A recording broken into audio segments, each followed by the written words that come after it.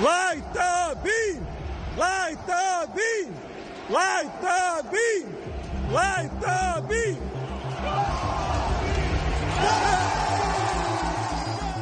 Oh, what do you say we light the beam on another one of these programs? Welcome in the Tuesday night edition, back on normal Tuesday, Thursday this week. Tuesday night edition of the Sports Cave with Biggest Puma, broadcasting once again here live. Do it live! On YouTube from parts unknown in the greater north side of San Antonio. If you are listening to the audio version of this program, that means I got my computer fully set up. Now, did we get last episodes out? No. It's on YouTube, but not on... What the F, man? Brother, I have asked that of my IT department for the last 3 days. I mean, there was gold on that one. It will get posted, as will this episode. You're heartbreaking 5 times. It's just I know. Well, it's good that you know what? I'm happy. Thank you, IT department, for. Don't worry, I got more videos for delaying the transmission of my pain to the audio only listeners. No, if you're watching, you can see I have a new laptop, but I had forgotten. Maybe that's why the old one crashed. I'd forgotten all the crap I had put on that old laptop, like all of the stuff you need to edit, produce, and disseminate a live sports talk program. So, you mean you just don't have to send things through X to like a person?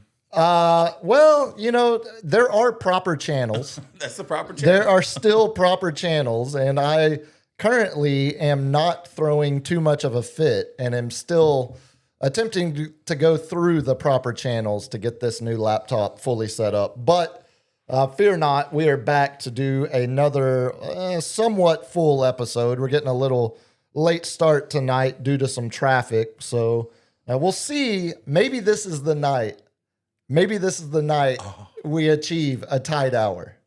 Hey, man. One can only hope. I feel like we could do a tied hour just on Wemby's injury alone. So His injury? right. Well, okay. His real injury is his ankle. You know, if you saw during the Denver game, he was like, he wasn't putting pressure on it towards the end. And We're going to talk about that Denver game. We're going to talk about, of course, the game last night as well, where Wemby suffered a left rib contusion. with no contact to the rib whatsoever.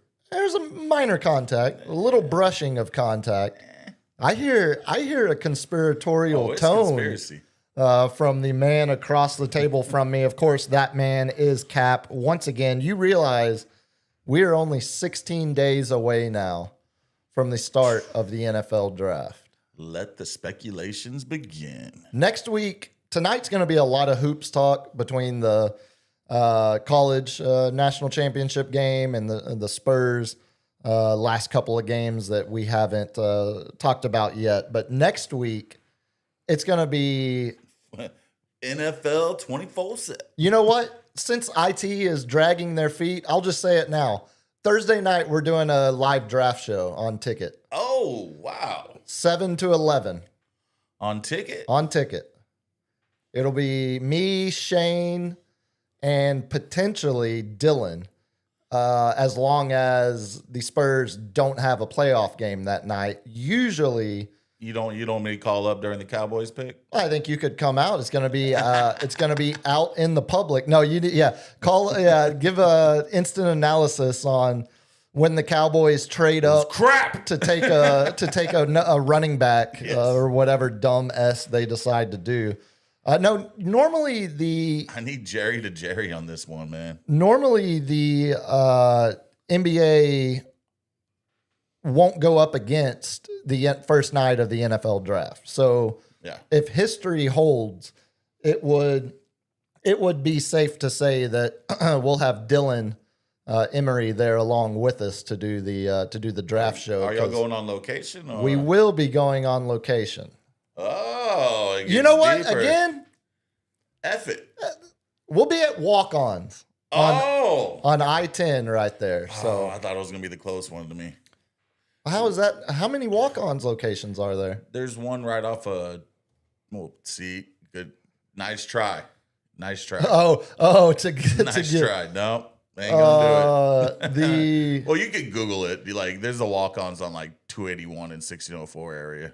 I thought they're There used to be a lot more, but they okay. closed That's them the one I'm thinking of. I said I-10, but it's the 281 one. all. Oh, yeah. Yeah. Okay. No, that's the same one I'm thinking of. So yeah, you didn't hear it from me, but 7 to 11 next Thursday night we will be at Walk-Ons. Do I get a laminate so I can go everywhere? Yeah. I'll make sure we get you full access to the Walk-Ons. I'm gonna be like Wayne and Garth, just laminate, like just get it in everybody's face. Flashing it for no. See, that's why you'll never have Spurs credentials. Don't give me the stop down one. Hold on a minute. Hold on a minute. Hold on. I don't need to go up into people's faces. I'm just gonna put it right in their face, just like, hey, there you go. I'm tall. I guess I'm struggling to see the difference between those two. There's a difference. Okay. One's aggressive, one's just like, here it is. And their face might be lower than that, you know? Yeah. It's a height proportion. It's just a height thing. proportion. Yeah. No, I'm being respectful. right. Yeah. It's no ill will intended. I'm just like, this is it. Unfortunately, it's right in your grill. No, unfortunately, that we can add that to the list of reasons we won't ever be credentialed, but we'll keep trying. No, we're 6. So next week we're gonna have to move some stuff around because Nice. Thursday will be live on location for the radio show for the first round. I guess not next week. Yeah, no, that's next week. What would be the first round? Wait, is that right? No, we're 2 weeks away. Yeah. Yeah. So next week, it's 2 weeks from 2 weeks away. Thursday. And then that should be the start of the play-ins. And then they'll have already finished. The play-ins are like the 17th through the 21st, 20th, something like that. I was just looking at it earlier. I know, because trust math me. be not math today. Well, between your math and my scrambled, focus. Downloading new stuff to Exactly. And I'm sure you can tell by my heavy backwoods accent and my long redneck hair. Well, I'm just great at computers. Like, I know exactly how to fix any issue. Well, you know who is great at computers and can fix anything is the producer extraordinaire, the one LG. How about no? Yeah, no, LG's tired. LG's tired of setting that thing up as much times as he's It's had already to. set up. I just open it up and it's good to go. Somehow we still seem to have tech issues with it, as simple as it should be. Speaking of LG, on this National Beer Day, I think LG's, out of all of us, I think LG's the only one I've seen drink a beer in the last. Oh, yeah, I don't do beer. I don't do beer either. Hey, we got to watch our svelte It's working for you, but not so much for me. Well, it's maybe there's other things involved. Maybe some food. It's the intermittent fasting. That's what really. I got Andy on it. Andy's on day 2.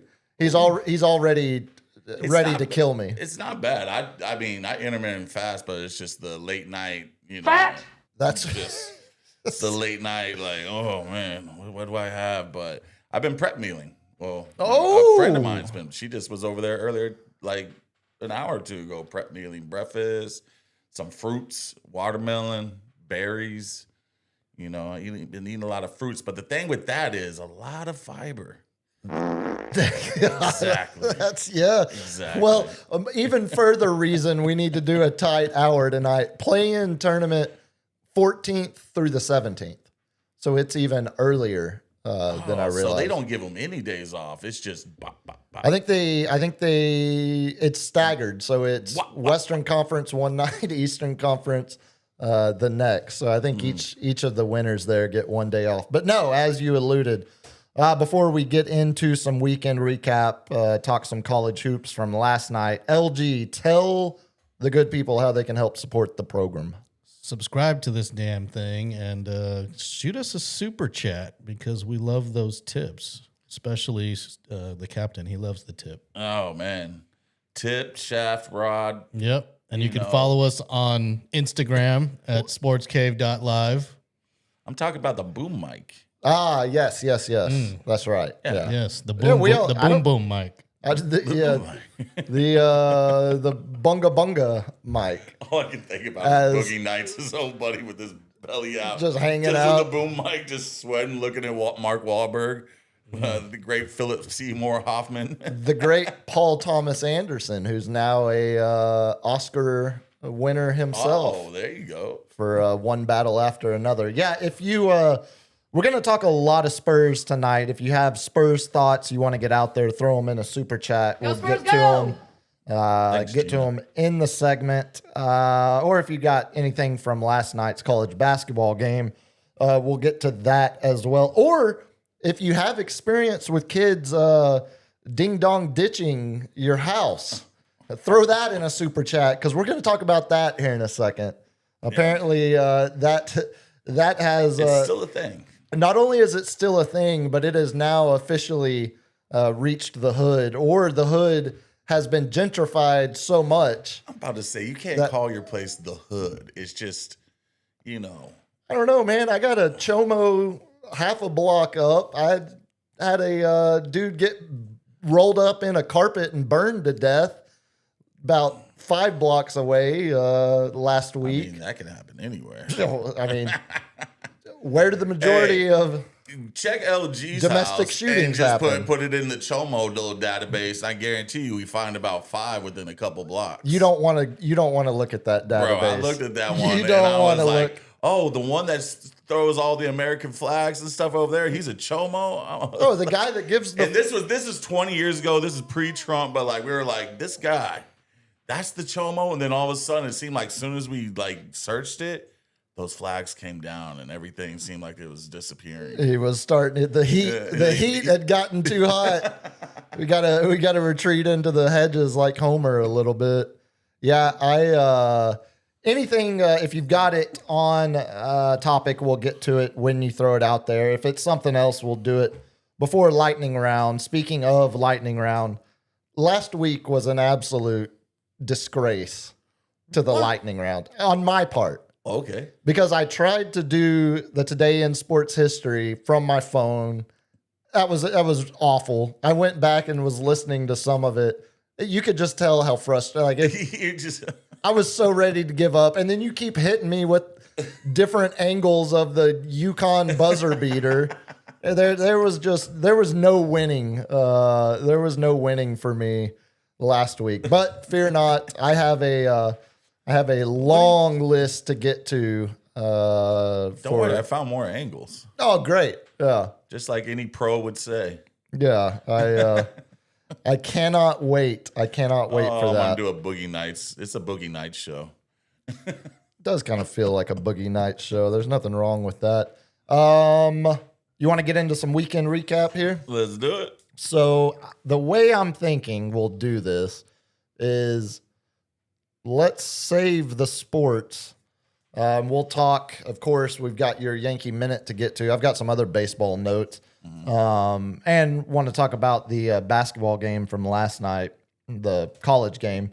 But tell me how to handle, like, I don't obviously have kids, plan on having kids, don't interact with kids, don't know how to discipline.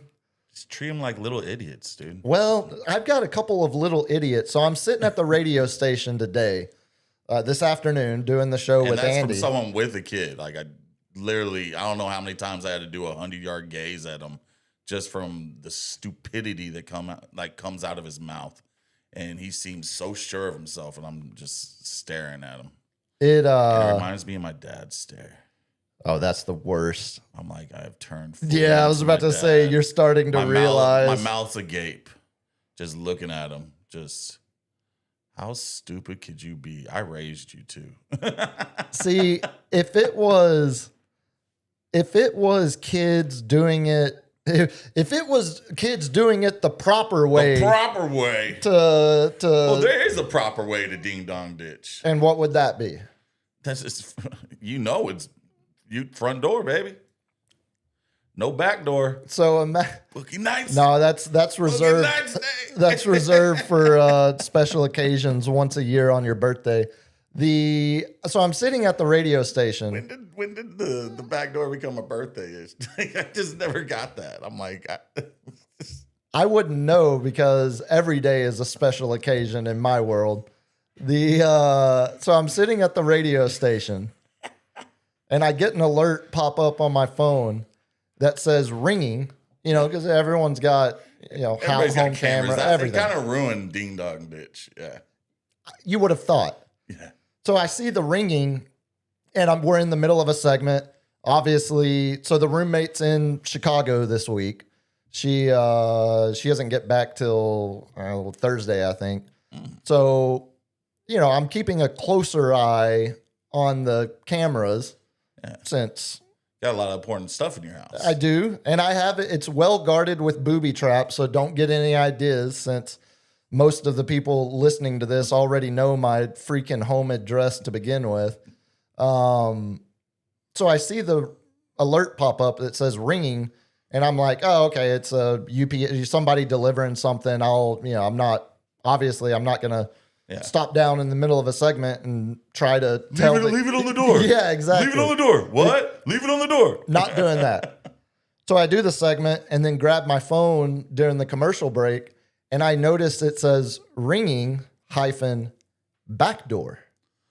So then I'm like, oh, gee, like, what is this? What is? I would have been like the pose at the house. I was, that was when I got a little worried. Yeah. Like I started to think like, okay, I might actually have to do something about, this is not, but I realized quickly when I watched the video. So our backyard, there are kids that play in their backyard that's like catty corner to us, whole litter of kids, a bunch of them, 5, 6 kids all under the same roof. And litter of kids. So I watched the video, and is that not proper? That's proper. No, I'm just thinking the cat guy over here. Is Well, like, that's why. the litter of kids over there. Well, I mean, if it's normally it is just cats running through my backyard, and I'm okay with that. So I watched the video, and I see them one by one. 3 of the 6 kids all hop the fence, and they convince one of their, the bravest of the bunch to go over, and he gets real close. And as soon as it's as he's reaching to push it, he's already trying to take off and run. So I've got to figure out that this cannot become a thing. But I don't want to be the neighbor that goes and knocks on the front door. Excuse me. I need to talk to you about your kid's behavior. It's affect, I don't want to be that guy. Nah, I've just been like, hey, front door is where you ding dong ditch. Back door is where you might get shot. That's my other concern, because if I had been at home, say this had been tomorrow. Yeah. And it was at 6 o'clock, 5:30, 6 o'clock, and or there's something. There's no checking to see if there's a car in the driveway or anything like that. No, they just hopped and came over. That's pretty brazen of them. That's what I'm thinking. And I hear, look, again, I don't have kids, so I would never be one to suggest what is or isn't good parenting. But every time these kids are kicking a soccer ball around in the backyard, it's F this, F that, F you. And we're talking 10-year-olds dropping F-bombs at each other. You get more desensitized to it whenever you hear it on Call of Duty and they got the headsets on. Oh, I've heard the other F word used. I've heard speaking of Call of Duty, and I had to sit there and be like, your uncles are black. I was like, because they're adopted. You gotta stop. I was like, your uncles are black. What if they heard you say that word? How would you feel? And he's like, not too good. Yeah, you're upsetting the ancestors. Yeah, I'm just like, Jesus, man, you're gonna get your ass kicked, dude. I fear this is not gonna be a one and done story. I think this first time, since no one was there, they didn't really get a whole lot of payoff from it. Yeah, I'm thinking if I were to say anything at this point, it would only incentivize the little turds to do it some more or to do something else. Or you could do, LG, tell me if you remember this, what the neighbors did over at MacArthur High School by the blue bars is where everybody ditched.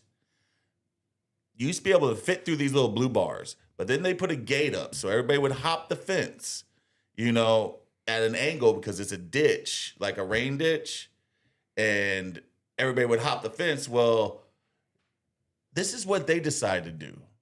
Put barbed wire around where you'd sit there and grab it to hop right over. Yeah, that certainly escalates things. And as I'm running from Spider-Man, one of the favorite officers, as I'm running from Spider-Man trying to ditch, I go and just grab it, pull myself over, and all of a sudden I feel a rush of pain and look down, and there's I just put my hand straight through about 8 barbed wire spurs. Ooh. And I was like, hey, there's no turning back.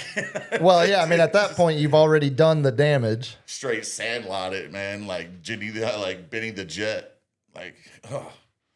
Yeah, you could do that route. Sandlot?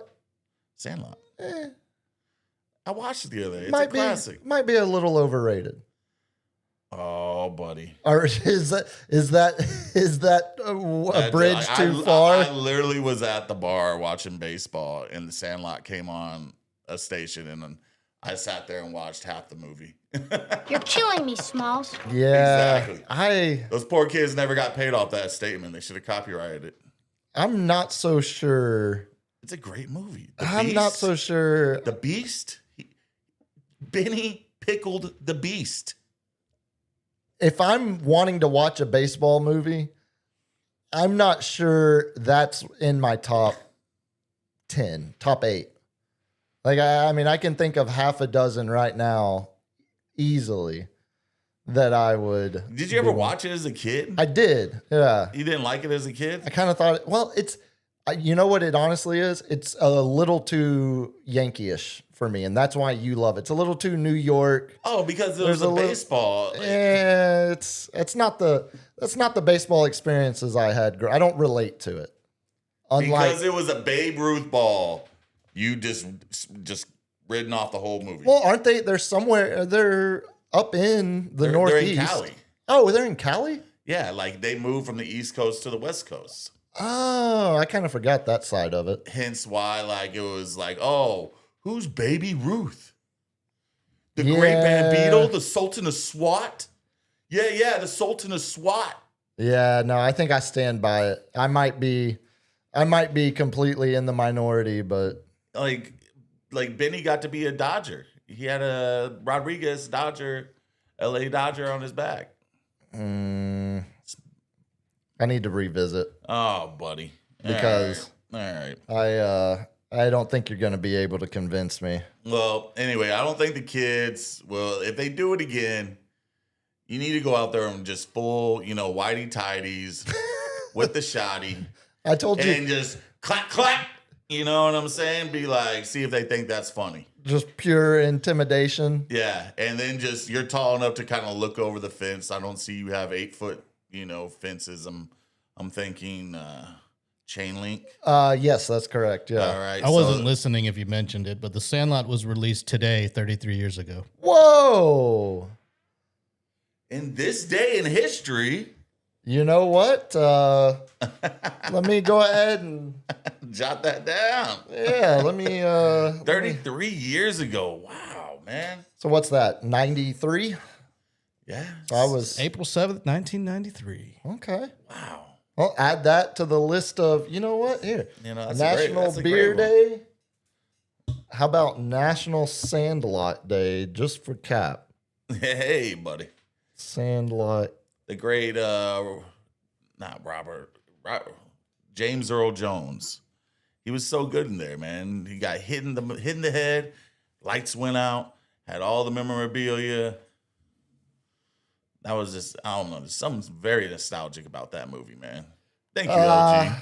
Yeah. You play ball like a girl. See, and that's why that is such a regressive movie. That's offensive to me. Are they playing overhand yet?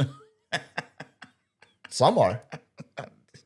Some are. It just depends on what state you live in. 12U. Look, all I know is the second best player on my little league team was a girl from one city over, who's the town. You think my town was small? Whose dad was just really pissed he never had a son. Literally, that's 1,000% what it was. 1,000%. And she was awesome. She played catcher. She was great. She was so good. That's the captain of the team, That's baby. exactly right. You notice, though, I said second best player. You thought you were the best player. Huh? Oh God, no! I just loved baseball, but Where they put your lanky butt out in the outfield? no, third base, Third base, first and third. I worked the corners depending on who was pitching. But no, yeah, I'll keep you posted because I don't think I'm going to react to this one. I'm going to just act like this one didn't happen. Well, when you're not in the hood, like you say, there's a thing called the Nextdoor app where all the Karens will like to sit there and show their Ring cameras of the kids that are all masked up, riding e-bikes, going ding-dong ditching. Like, they're all like, what should we do? Oh, my God. I'm just like. They all got their Pooh Shiesty masks on. I was like, dude, the thrill of that is really kind of like over because if you check your Ring camera, you just don't answer the door. Yeah. Yeah, no, that's. Let me rewind it. Oh, it's just some kids playing around. All right. Yeah, I'm not even going to interact with unless that. they ride their e-bikes and tear up my lawn, I'm not going to give an F. You know, you're not the guy who cares about his lawn, are you? Dude, the HOA fees and the penalties. Okay. So you got to. Quick story. I care enough to where not. It's constant. Like I haven't done anything. Well, the only thing I added was like a little brick like around the rose garden, around the tree, and all that stuff. That was during COVID. I was just bored and just needed a project. Yeah, I needed projects. Yeah. But other than that, it's like, it's just the same rose bush, same bushes that's like it came with the house, same tree that's like the little Charlie Brown tree. So my buddy that they lived here for like 5 years or so, bought a house, ended up moving as soon as their kids got to public school age. They moved back to our hometown so their kids could go to our same high school up there. Yeah. And so they are in the process of selling their house, but they haven't they moved back up there back in August last year in time for the school year.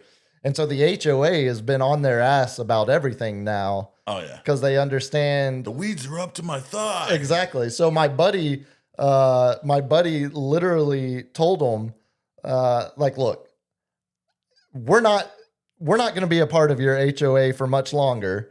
And two, your threats have no power. Your threats have no, you're not going to take this through court to actually take ownership of this house when it's already in the sale process. They don't take ownership of it. They issue fines. It's basically a lien on your house. You have to pay the fines to sell the house. So that's what they're going through right now. Yeah. But he told them, he's like, you can place all the liens you want on it. I'm going to demand a payment plan. I'm going to demand some strategy, some plan on your part, because you're not going to get it all. Your power is fickle. Exactly. And so he's in the middle of all that. So I hadn't thought about the Nextdoor app, though. Yeah. I would love to see what some of these yuppies that have moved into my neighborhood are saying on the Nextdoor app. It's I'm now...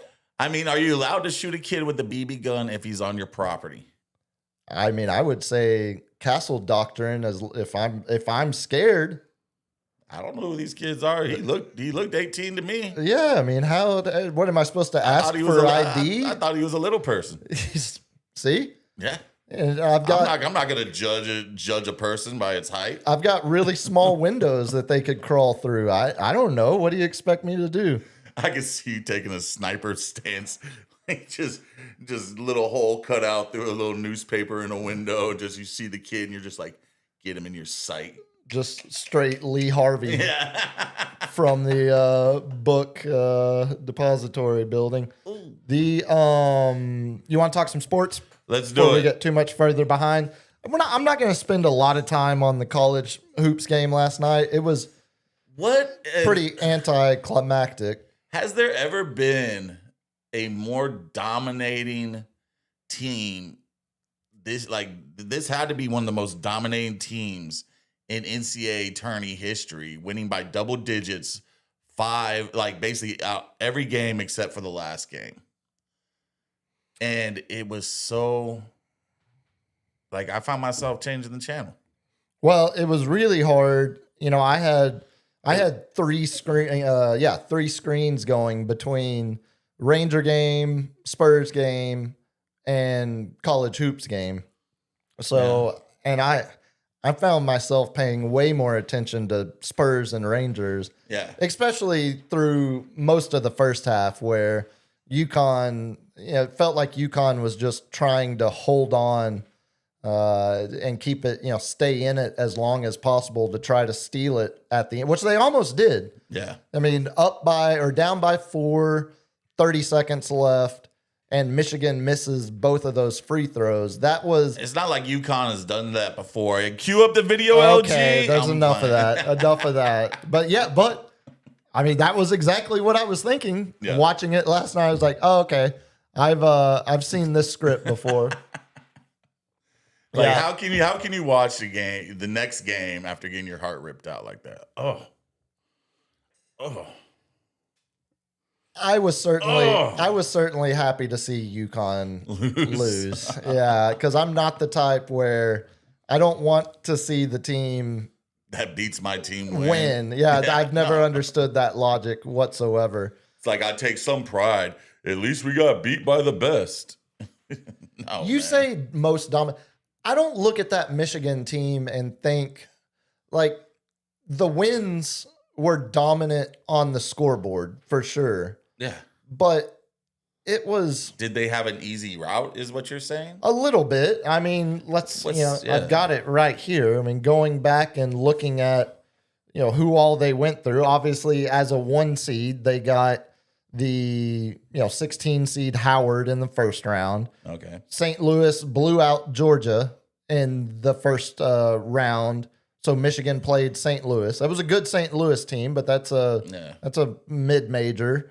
Then after that, they got Bama, who's playing without their down. second leading scorer. Okay. And then they get Tennessee, who was a 6 seed. So altogether, Michigan played a 16 seed, a 9 seed, a 4 seed, and a 6 seed. And then the final four. And was then the their final first- 4 was and then- Arizona and UConn. and they absolutely They destroyed dominated. Arizona. Yeah, that was a surprising thing where I was like, man, they're that good, I just didn't. I thought that was gonna be a tighter game, and I still had Arizona winning, but oh man, I Yeah. don't know, man. Very. There was good moments.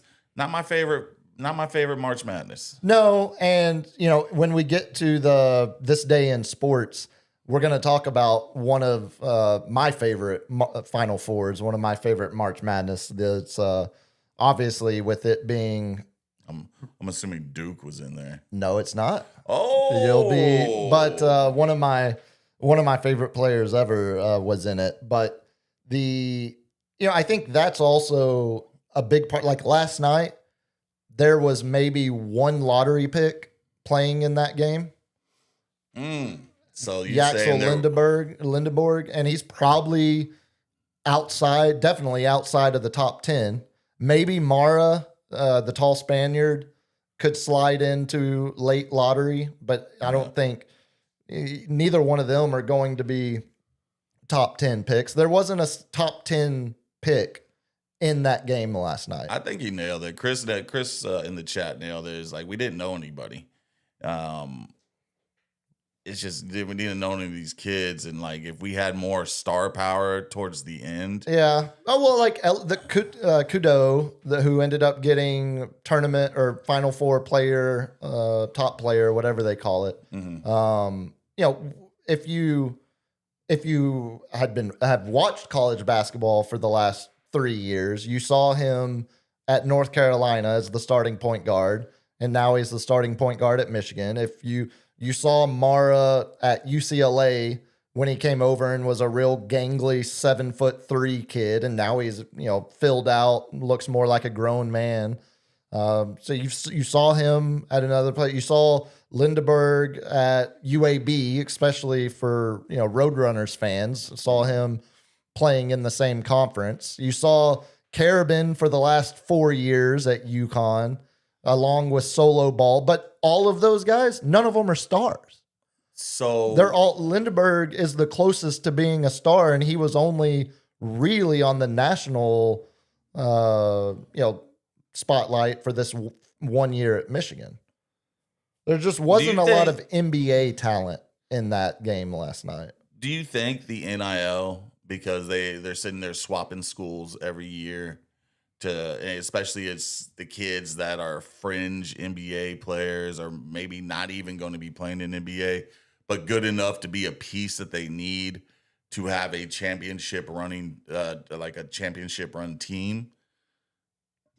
Maybe that's it, because you don't see the kids develop together. See, and the that's same squad. Michigan now the first team to have a starting 5 of all first year transfers win a championship. I think like most things when you're sitting, behind a microphone, you're supposed to have a strong blowhard opinion of NIL is ruining college sports, or NIL is, finally ending the exploitation of college athletes. And it's like, well, kind of like most things, I think NIL, there's a lot of gray. There's a lot of good. There's a lot of bad. The good being, guys like Kudo, Lindenberg, Mara to a certain extent. You know, maybe those would have been guys that chased money 5 years ago and went to the NBA when they weren't ready, but instead they're staying in college for because I also think that makes the product better too. Because you go back and, you know, think about, you know, Timmy playing full career at Wake Forest, Shane Battier playing full career at Duke. You know, the Houston kids, Sasser, Reddick at Duke, you know, all of the, you know, when you had, that was Duke back in the day, like before NIL, it was like you had to be a 4-year player for coach. You had your rare except like Corey Maggette was one of their first of my lifetime to jump. Jay Will jumped early. But Coach K, he sat there and would he was still relying. Yes, he was still. And if you got 1 year, you can tell Coach K was not going to be happy with that person, and he's literally going to take that into effect if you have that star power. He's like, you want to come to Duke? He's like, I want at least 3 years from you. And you saw he was definitely a late adapter to the one and done era, but eventually, I mean, we've seen multiple one and done guys go in the top 3, top 5 out of Duke. In the later part of Coach K's time there. I think, you know, thinking about NIL's direct effect on the game we saw last night, you know, UConn didn't have a Steph Castle, UConn didn't have one of their normal one and done freshmen. Yeah. You know, Braylon Mullins, the closest thing to that. And he might still come out. But I don't think a one and done does it anymore. Because they're built like these other powerhouse schools are building teams with 22, 23-year-old grown-ass men. Yeah, they're building teams and cherry picking them and being like, I need this specific piece. Where can I get it? There's these 6 kids. Maybe if I can get one of them from these different schools, and not someone like a Carmelo or a Kevin Durant or any of the one and done. Steph Castle. Yeah, that star power can't sit there and overcome a built team by a good coach to unseat them in the tournament. That's all as much as you want to play the clip again. That was the issue with Duke against UConn. I mean, it was a Duke team that didn't have a single 4-year player on the court when they turned the ball over at the worst time. Hold the ball, buddy. And it was a UConn 4-year player that made the smart pass to Mullins for a wide open game-winning 3-pointer. So I do think that's where I say the product overall is definitely better because of NIL. Yeah. Because a team like that Michigan team we saw last night can now be built overnight. You know, Michigan was... And you can have depth. Exactly. I mean, their tagline was, we don't have 5 starters, we have 9 starters. And that's how we look at it. And that was true. I mean, Michigan had more depth than anybody this year, obviously, with the result we saw last night. But I think in terms of a viewing product or in terms of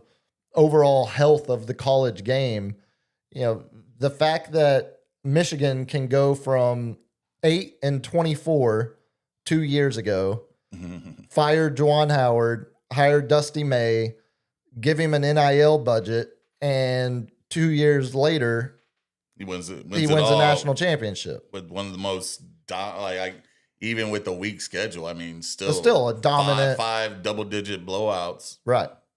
So that's Speaks where for itself. Yeah, I don't mind seeing. There's a whole nother perspective that is less interested in seeing a guy on his 5th year in college play for his 3rd university. Like Lindenberg it was last night, but I don't really have a problem. I think that because you watch the product all year, and for the casual passerby that only pays attention to tournament, to the dance, and then the tournament, the conference tournaments. Yeah. We're looking for star power. We're looking for Cinderella stories. We're looking for upsets.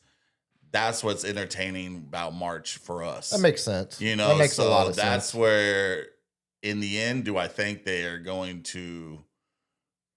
I think give it up to an old commander in chief. They're going to have to cap the amount of moves you make. You can't go to a different school every year. Why? Well, I'm just saying. Well, I mean, I'm just saying, like, if you want to put a product, like, I think there's more people out there like me, yeah, who want the Cinderella, who want the star power, who wants, not the chalk winning everything all the time. But that's not going to happen if people are transferring every year to build these complete teams with depth. So you would be against a guy like Will Wade, who was at Don't know who that is. McNeese. I'll tell you, he was at McNeese State. Yeah. He was at LSU, Okay. and then went to McNeese State. Okay. Then from McNeese State went to NC State for 1 year, Okay. and now he's back at LSU. So we went LSU, then downgraded to McNeese, then NC State, and now back at LSU So it's basically sending them to the minors over the course of in the 5 years. Over the course of 5 years. But he was only 1 year at NC State and then left and immediately went back to whatever LSU. gets the Cinderellas, the star power to become more dominant again, and not having, like Michigan says, 9 starters with a deep bench just sit there and just railroad the whole March, railroad the whole tournament. Yeah, I want, like, whatever needs to happen. That I don't want to see that. I want to see what I used to be seeing for the last 20 years. Will Wade is a head coach. Will Wade? Oh, okay, you got me. I don't care. Well, that's what I'm saying. Why do we care about the players doing it, but a coach doing it is different or separate? I don't care. Like, the coach got to stay there and build the team. So if we're going to talk about limits, okay, so let's talk about, like, why are we only talking about limits on the players' movement, but not the coaches? This is movements? like a Lane Kiffin. 1,000%. So yeah, I'm not for Lane Kiffin moving every year to a different school. That's horrible. At least Lane stayed at Ole Miss for a little bit. Exactly. Oh. That's what I'm saying. You got to stay there for at least the commitment of the kids that you have there for as a coach. That's an idea. You know? So you have a 4-year minimum. Well, then no, that wouldn't work because you're resetting every 3-year minimum. Yeah, I could 3-year. like compromise on a 3-year minimum. Like, you're there to build a program as a coach. Now we're going to coach. As a kid, you're there to follow the coach's plan to build that program. Now, if you leave after a year, chase the money, I don't really mind the kid doing that because he's a kid and he might not even play professional ball. So get your money now. The coach, that's his job. So the Supreme Court ruled that the player, it's also his job. That's why they're getting paid. Right. But them chasing it, but I'm just saying, if you're making the product worse and they're not bringing as much money, as much eyeballs, and people are not satisfied, the NCAA should be able to step in and be like, hey, we have to make this product good again. Yeah, I just hesitate when I hear coaches with career losing records like Tommy Tuberville trying to convince me that college sports needs to be saved and he's the man to do it. I just don't have when I watch college basketball, like, I don't see a whole lot of, like, you want to talk about problems, change to 4 quarters. Get rid of the 2 halves. Yeah. Start to have fouls reset every quarter like they do in the NBA. Give coaches the ability to call timeouts to move the ball to half court instead of having to do long throw-ins at the end again. Like, make the game more NBA-like. That would be a problem I'd be okay fixing. I don't see a whole lot of problem in Michigan having 5 transfer players and win a national championship. So you don't think there's a problem? Not in that sense. No. No, like you don't think there's a problem in the product as a whole? Because, sir, I'll tell you right now, the headline that we're doing and having the biggest conversation of is not what the kids did on the court. It's how to fix the product off the court. But that's my whole point. The product is the product is creating record television deals. Yeah. The product is creating a Did they do that? level of parity where Indiana can win football national championships now. That's football. Yeah. But that's what I'm saying. It feels like We're talking basketball. well, I'm just saying college athletics overall. I mean, because if you're talking about capping player movement or the amount of years they can be in college playing, the thing is with that's all sports. Each of those entities got to be separate conversation, because if you're going to get benched and you're not going to play, you have the right to go somewhere to show, because you can only have so many years to put game on tape to get to the next level, and you should have that right. But whenever you're sitting there talking about college basketball, there's 12 people that make that team. And if you want to sit there and argue about those people not getting the minutes, they were never going to get the minutes. Now, if they're going to go get game on tape and actually make a chance to go to the NBA, that's a different story. That's a whole different animal. Yeah, It can't be uniformed from basketball to baseball to football. Each of them has to be separate rules, because each of them have separate arguments. Yeah, and that's only setting it up for an even worse idea to rise to the top if we're trying to handle each one of those separately, because one thing that myself and Brett Kavanaugh agree on is this is not college athletics. This is simple labor law, and these are employees at a certain level, generating millions of dollars. No, that's enough time on that. Well, as Wes says, this is boring. Well, let's talk PBR. Wes, I'm going to learn the ins and outs about the PBR league. And LG loves it. I love going to the rodeo. It's awesome. I love seeing all the action, but I need to know the rules before I can even delve into it. I need you to send me a 3-page summary of this. Here, I'll give it to you pretty simple. And I will give you a 15-minute segment on the show and break it down for you. One of the bravest / craziest people on the face of earth. Oh, sit on the back of the bull. Gets on the back of a bull. Yeah. And he can only have one hand. Some of my favorite movies other hand can't like touch bull riders. The bull. And then they just open it. Hey, and you try to see points for keeping the cowboy hat on, dude. See, you get it. You've already got it. I got it. Yeah, you'll be a master in no time. Let's cue it up, LG. Let's give him a minute. Let's talk some baseball. Oh, what we need to cue up is one of the most spectacular catches by the one Yankees Cody Bellinger in left field. It's really hard for a Yankee to get. It's hard. It's very hard for a Yankee to get defensive credit this week with the 3 home run robbing Joe Adell performance. But I've never seen this done before. Let me know whenever you cue it up, and we can put it with the minute, because there hasn't been much the Yankees have done, except for today, where we came back from 1-0. Look at Cody Bellinger. Ooh, I missed that. It's like when you do the quarters and you gotta catch him like that. Absolutely amazing catch. I've never seen that in my life, where it bounces off the heel of the glove and he catches it behind like he's catching quarters. It's a pretty nice recovery. But today, our bullpen blew yesterday. The last game of the Miami Marlins, they're serious this year. They look good. They're scrappy. But today, Juan Rosario hit 2 home runs, and the second home run was a 3-run home run in the 8th to put us over the top, to beat the emerging Athletics, who sat there and took, 2 out of 3 from Houston? From the Houston Astros?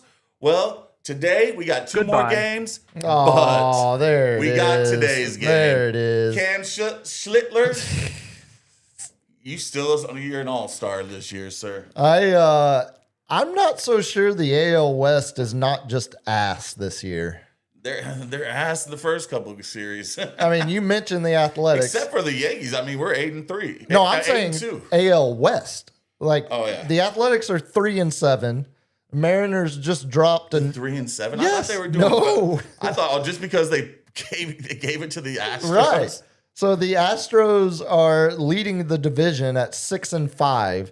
I guess technically now the Rangers are tied with them because I think they just put the finishing touches on the Mariners, which means the Mariners drop to 4-8 now. The Angels 6. Like, there's not a Big Dumper got the first home run of the season. Yeah, after having a couple robbed. You mentioned the Marlins giving y'all trouble. I mean, they've dropped back to 6-5, but when you look at it and remember, they started 5-1 because they played the Rockies and White Sox. I'm not sure the Marlins But are they going. are scrappy, man. They're heavily run the bases, just sit there, just get hits, don't get doubles, don't hit for power. But we're just gonna run the bases on you and put pressure. And their starting pitching is pretty like they got some gems in there. And it'll be solid until the trade deadline. Yeah, because they are trading. Some of those guys will be on the move. Don't look now, but the Dodgers are 9-2, only team with a better record than your Yankees. Oh wow, the Dodgers are 9-2. Surprise, surprise. Longest active on base streak in MLB right now. Don't say his name. Don't you do it, Don't you do it, Mr. Ohtani. Oh God. Longest active scoreless inning streak among starting pitchers in MLB currently. Well, currently, besides today, it was Besides today. Cam No, it Schlittler. It was still Ohtani. Ohtani had Was it from last year? carryover. He had 22. You don't get carryover. It's active streaks. There's no carryover crap. That's how active streaks work. That's like a on base streak carries over You season break to Lou season. Gehrig's record and you do it by carrying over. Don't you beat your chest? Well, you would have to do that by carrying it over because Lou Gehrig's record Wait, I'm thinking of DiMaggio. was DiMaggio, that was he was Iron Man. Yeah, that would have to be a carryover record. So many Yankees, so many records. They all get jumbled up in there. Like, Yeah, I'm sure they do. The Rangers had a bad weekend. Recovered now with the last 2 wins over the Mariners, almost but gave it away. yeah, I missed it. I was trying to avoid distraction. The unfortunate. Far West Texas, the Red Sox season is already over. Man, Yeah, what are they? They were Anthony 2-8. Romaine has got to be the worst left fielder in the game. He is absolutely ass, dude. Like He was good in the World Baseball Classic. I don't know what happened. Yeah. I mean, maybe they just didn't have him fielding. Yeah, I was about to say I don't remember many fielding highlights. No, the Rangers get swept in their home opening series against the heated rival, the National League Central Cincinnati Reds. I just hate the Rangers opened the season on the road at an NL team stadium, and then they opened their home series against a National League team. I know it doesn't matter anymore because everything's balanced. Everybody has DH. I know none of this. I'm screaming into a void about it. You were just But it so bothers used the to hell out getting of me. interleague play with like a month into the season. Like you wouldn't get it for the first month. It was No. it was all division. It was all Or at least it was someone that you would see in the playoffs. It was some Yeah. American League team to start the year, you know. I mean, but we have gotten some great plays. Speaking of the clip that you thought I was going to show, if you want to queue up that the 3 robberies, Oh, do you have all 3 of them in a montage? it's in a montage, baby. And each one got better and better and better. The first 2 were, I mean, the first one was like standard, like Yeah. that's what you get paid for. The second one, a little bit more athleticism, a little bit of hop, yeah. and then the third one had to be one like that's The third gonna be a one's pretty highlight. awesome, That's yeah. that's a career highlight for that man. So it's my man from the Angels. Speaking of Joe Adele, former top 10 pick by the Angels, 9 years ago, I think? Boom. So this is the first one. You can see it's still day. Boom. But that was a straight homer. Then we go again. Seattle, of course. I love these. Oh. A little higher. God. And you think it's done. And then you go This to one. the weirdest part right here, trying to be like a Red Sox stadium. Falls in. They're trying to, they're like, you see the Angels the Seattle's announcers trying to be like, no, that's a home run. That's a home run. He carried it over the fence. No, technically he caught it before he leaned over the fence. But man, 3 robberies in one game. What makes it even funnier is, okay, LG, if you have that, throw that still image up there that I sent you. This picture that this lady, a fan, took that was sitting right there behind Joe Adele after he made that 3rd catch. Oh, and man. she got a great shot with the stadium camera and everything up in the background. This is that's gonna be a one-of-one card right there. Yeah, that's pretty iconic. As much as I hate to give the Angels credit for anything, Artie Moreno, one of the worst owners in all of sports, but that's pretty sick. Yeah. With the stadium lights and everything right there. No, the funny thing about Joe Adele, so I believe he was the 10th overall pick in 2017. At one point, he was the number 1 prospect in all of baseball when he was in the minors.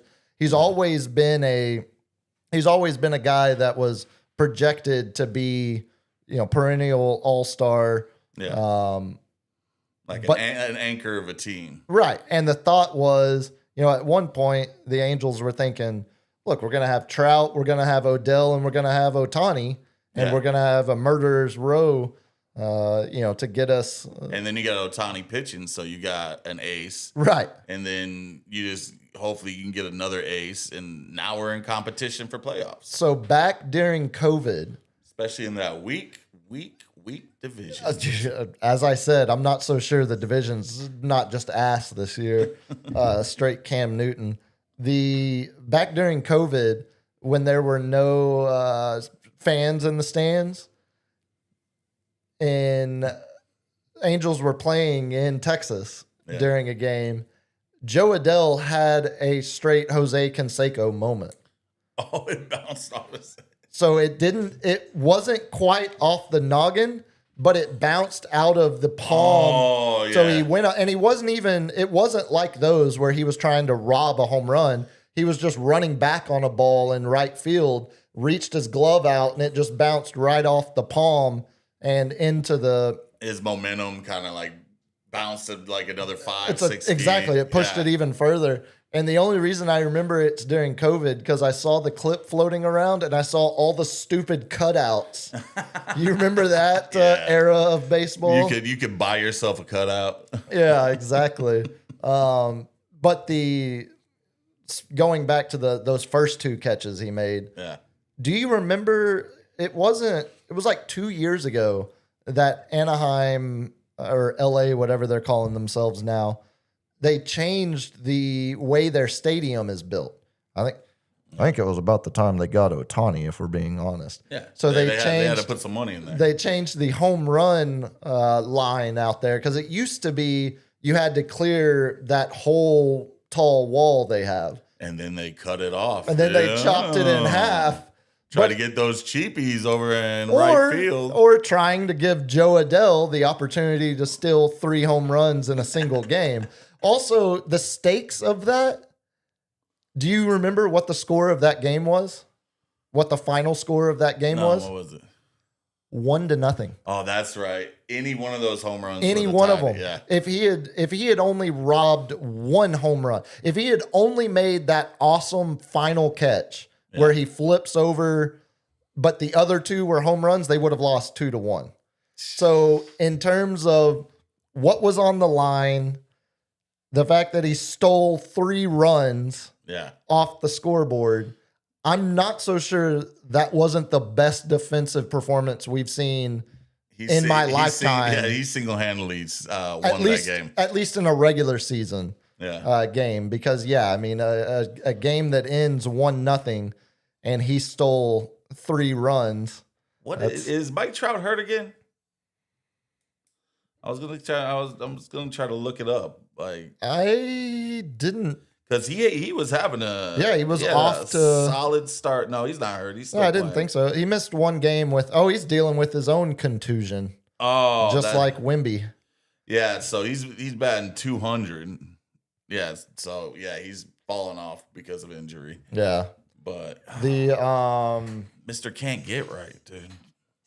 we're going to obviously, as we once we get past this Spurs playoff run, we're going to be diving more and more into baseball. You realize in 2 weeks, I think it is, there's a team traveling into Arlington to play the Rangers for a 3-game series. And that could be the Yankees. That would indeed be the Yankees. It's April 27th. If it doesn't jump up to 100 degrees, that might be a game to go to. That's what I'm saying. I was trying to figure Come out. on, Sports Cave. Come on with those super chats. Daddy needs some Daddy Yankee needs some money. Yankee tickets. I need some Yankee tickets. That's okay. Well, I know that'll get the money flowing. Yeah, get Cap to a Yankee game. It's less doable because it's a Monday through Wednesday night series. Just straight cell phone it, Hey, we could LG. Can we do the show off of a hotspot? We could do the with that new stadium. They should have a good Wi-Fi. Possibly. I was thinking we could do it on a hotspot in the car on the drive up. Oh yeah. We just do it from the road. Or maybe we stop at West, do a show live from the Czech stop, Hey, the Kolache place there. hey, let this mouthpiece. Dude, that place in West Texas is amazing. It's- The Kolache stop. Hell yeah. There's 2 of them across the highway from each other. Yeah, it's Slavacek. So you can get one going. There's a each lot. way? That's correct. Or you can make the correct decision and just stop at Czech stop both ways. So it's 2 different Kolache stores. That's correct. And they're It's not the same one and 2 like look. Few things. the rivalry goes Few real things across can compete. the highway. Few things can compete with Aggie Longhorn rivalry in this state. The Kolache Wars of West, Texas, the city of West. That's as close as you can get to Aggie Longhorn rivalry. There are strong opinions. Shout out to my cousins Danny and Cecilia living in West Texas who had their house destroyed by that fertilizer plant the that blew up. Plant blew up. Yeah. Their house got like.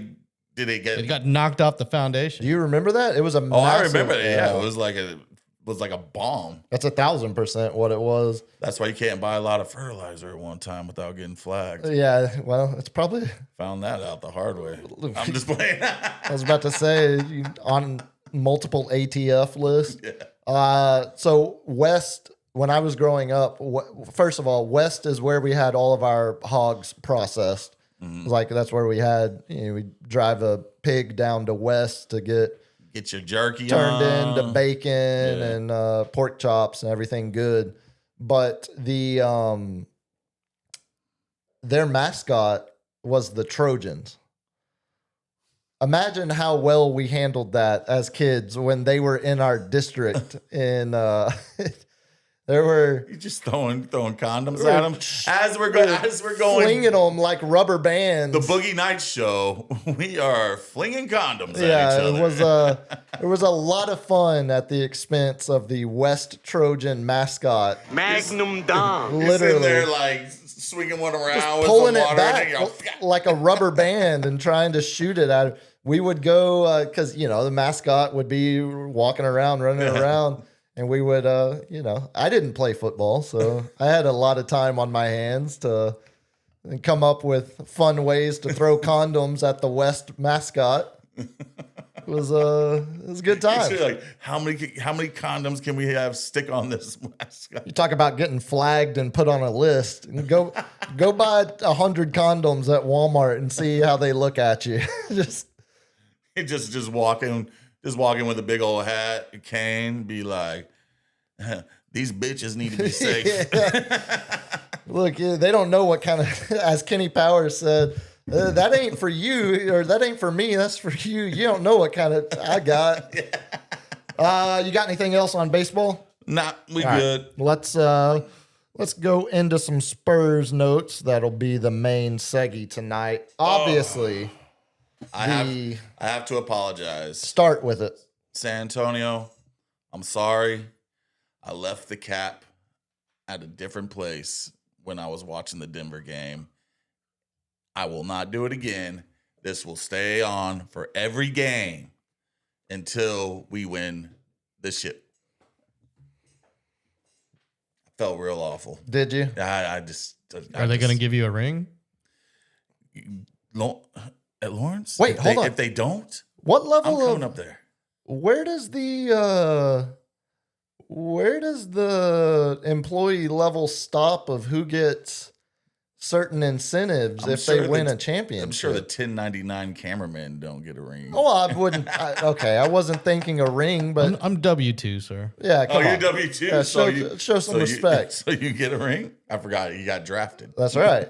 I would think at minimum maybe a pizza party or something something of the sort. Maybe not a ring necessarily. pizza party. Maybe a little miniature. There's a slice of pizza from the Larry gas O'Brien. station. Get out of here. Here's some Are pizza. we going to get Pizza our Patron. free coffees? Come on.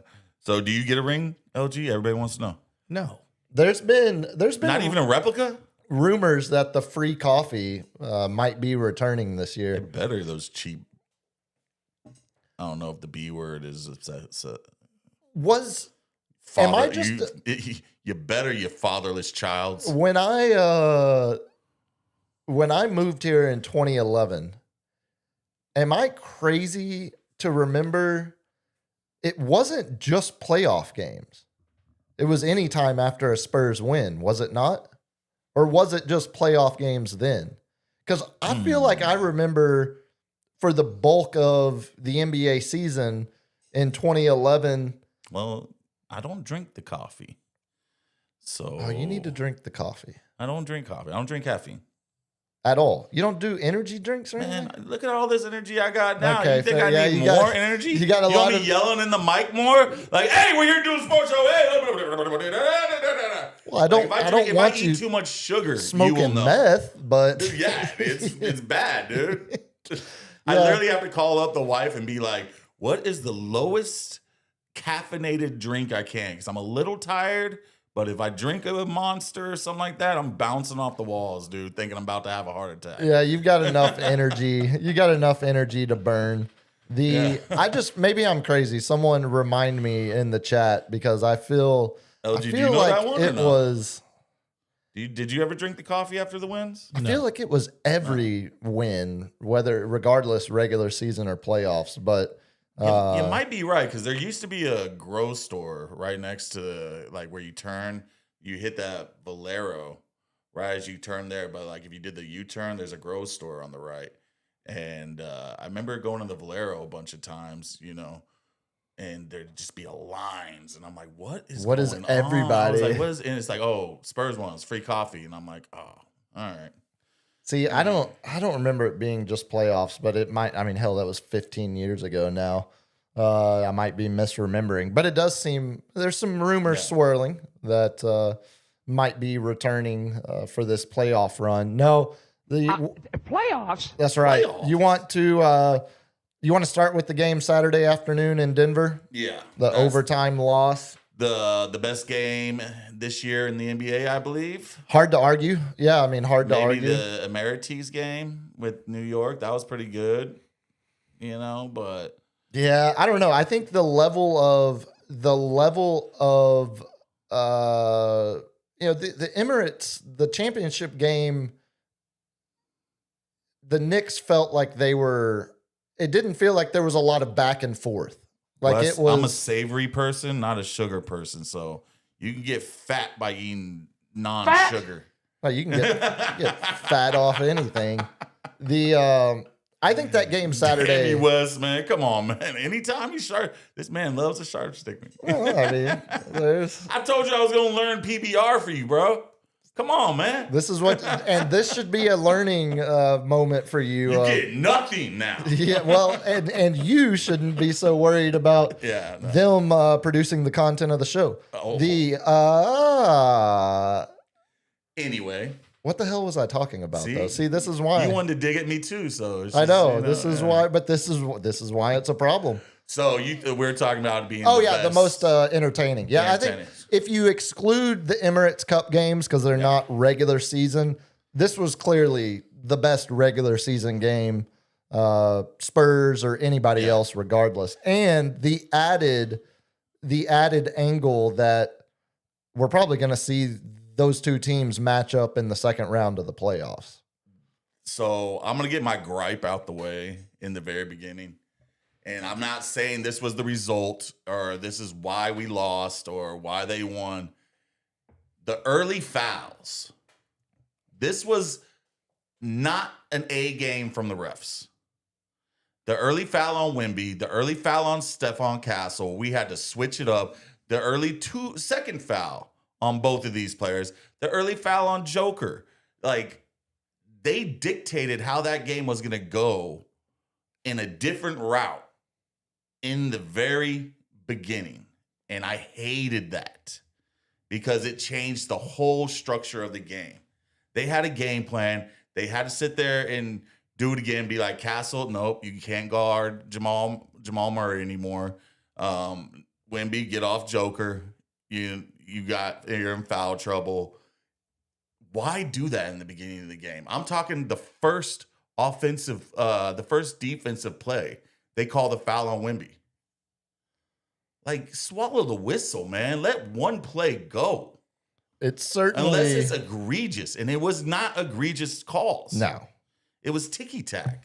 No, it certainly changes the way the rest of the game is coached, the decisions that are made, the rest of the way. I'm not too. I'm like- not saying they got better towards Yeah, the end, but I was about to say the that's- Spurs I'm- still I'm- threw it away at the end, You know who regardless of the threw it ref. away was Fox not hitting a 3-foot jump shot. Let's talk about that. And missing the alley-oop to Vassell. Like, this man has got to sage himself. He's got to go into a steam room and just light some sage and just like absorb the demons out of his body because he is killing me right now, man. 3-foot shot. I don't think you're alone, but I also think there's a bit, or at least in the moment that I was seeing, there was a bit of a overreaction taking place towards De'Aaron Fox as the amount of people that were ready to leave him exposed to the pending expansion draft. Like, please take him. Yeah, Get us off our exactly. salary cap. Like that might be a little extreme. The air balls on threes, I get it, but hit the rim, bro. Give us a chance to get an offensive rebound. Wemby's down there. You know, I know the clock's running out and you got to jack one up. Yeah. Boogie Nights. What Hey, are we're you- coming to you by yeah, I Boogie was Nights and about Mark to Dig- We're still Dirk Diggler. we're still in Boogie Nights mode. No, you gotta just chunk one up, man. But like, come on, hit the rim, hit the backboard, hit something. I mean, I'd rather what happened Saturday afternoon happen in game 78 than in game 5 of a playoff series. He needs to get his head right, man. Like, Well, he was, bounced back obviously last night with Yeah. Wemby not playing the second half. Now he didn't have a triple double like Steph Castle did last night, but I would say bounced back. Yeah, you sound like you are a part of the chorus. Bro, I literally threw my remote at I have some pillows down low, and I threw a slider. I threw an underhand, just whack, I'm like, get out of here. I was like, are you joking me? My dogs are sitting there looking at me, just like, what do we do? And I'm like, not y'all. I was pacing back and forth in my house, just like a 3-footer. A 3-footer, man. I thought Fox had more last night. He only had 13 last night. He's not doing he's not a facilitator. He's not a scorer right now. Dare I say we put him on the bench? No, dare I say that's insane. There's no. What are you ready to anoint Dylan Harper as the starting point guard over De'Aaron Fox after? You give Fox that ball at 3 feet, or you give Harper that ball at 3 feet? Who makes that shot? Well, Harper's the better rim finisher for sure. There's no question. Boogie Nights, we still get there. It's a running theme. Now, I think that is a part of the. He's got a bigger wingspan. He's a better defender. Overreaction to a bad decision late in that game by De'Aaron Fox. Do you think that's a bad decision for the alley-oop? Yes. Yeah. But that's what we do. Time and place. I don't like it as much in that moment at the end because I'll have to read. I don't think he had a clear opening for a layup. I'd still rather see you force the issue at the rim than kind of try slow to throw it down a little bit more. Yeah, or anything to manipulate. And that was just to tie the game, but that would have given us the last possession on the ball,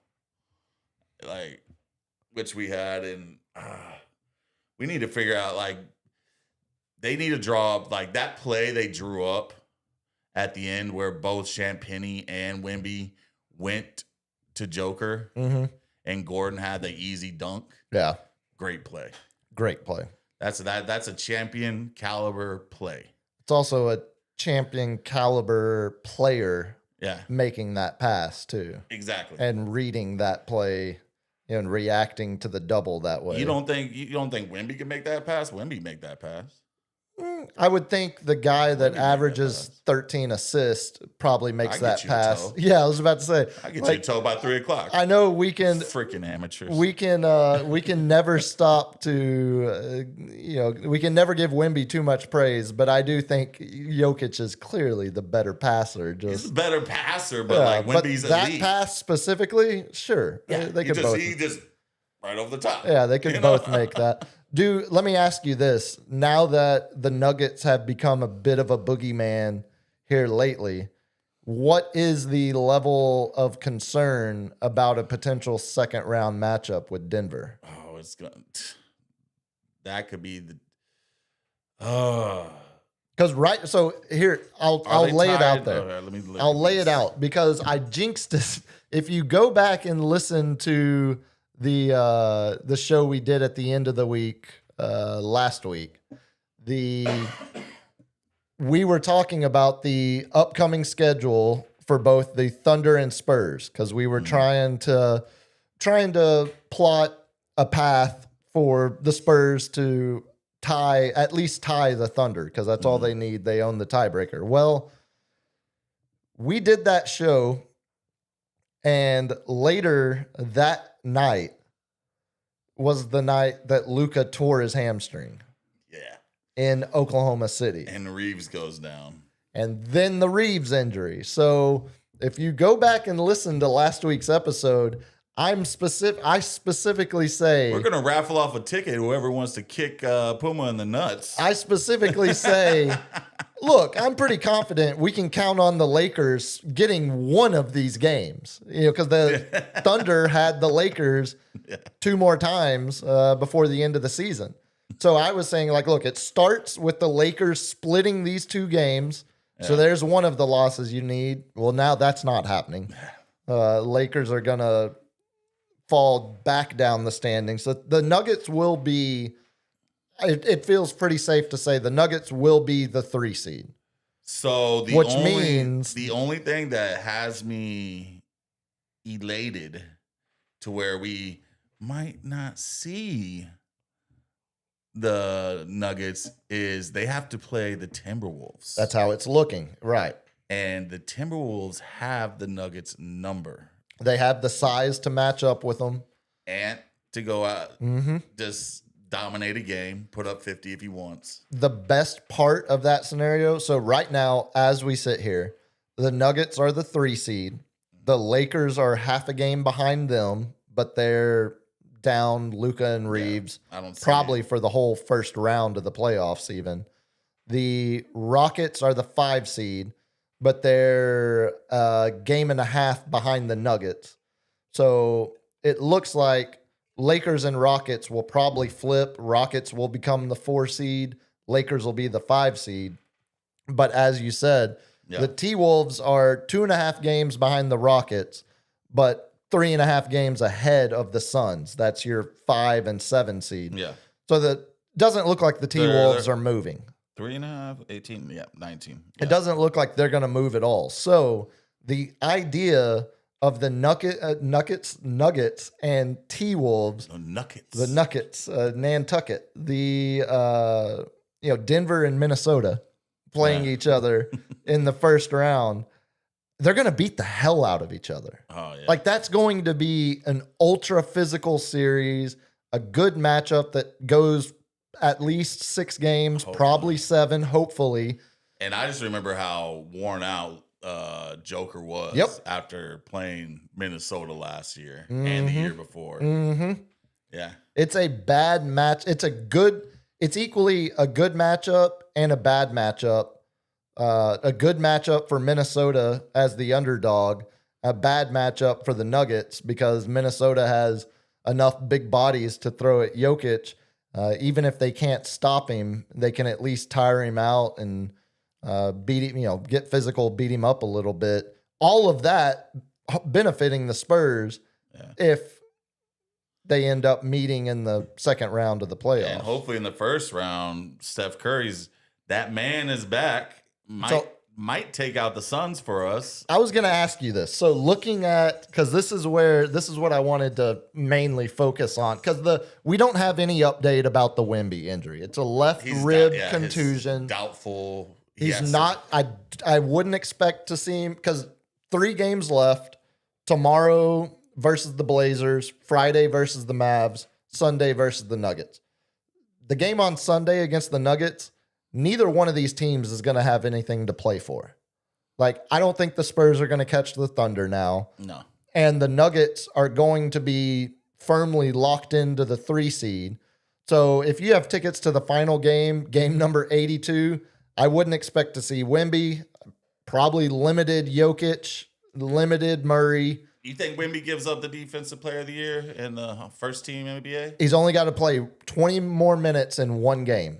I thought it was 2 out of the 3. No, he's only got to do 1. Okay. Right? Yeah.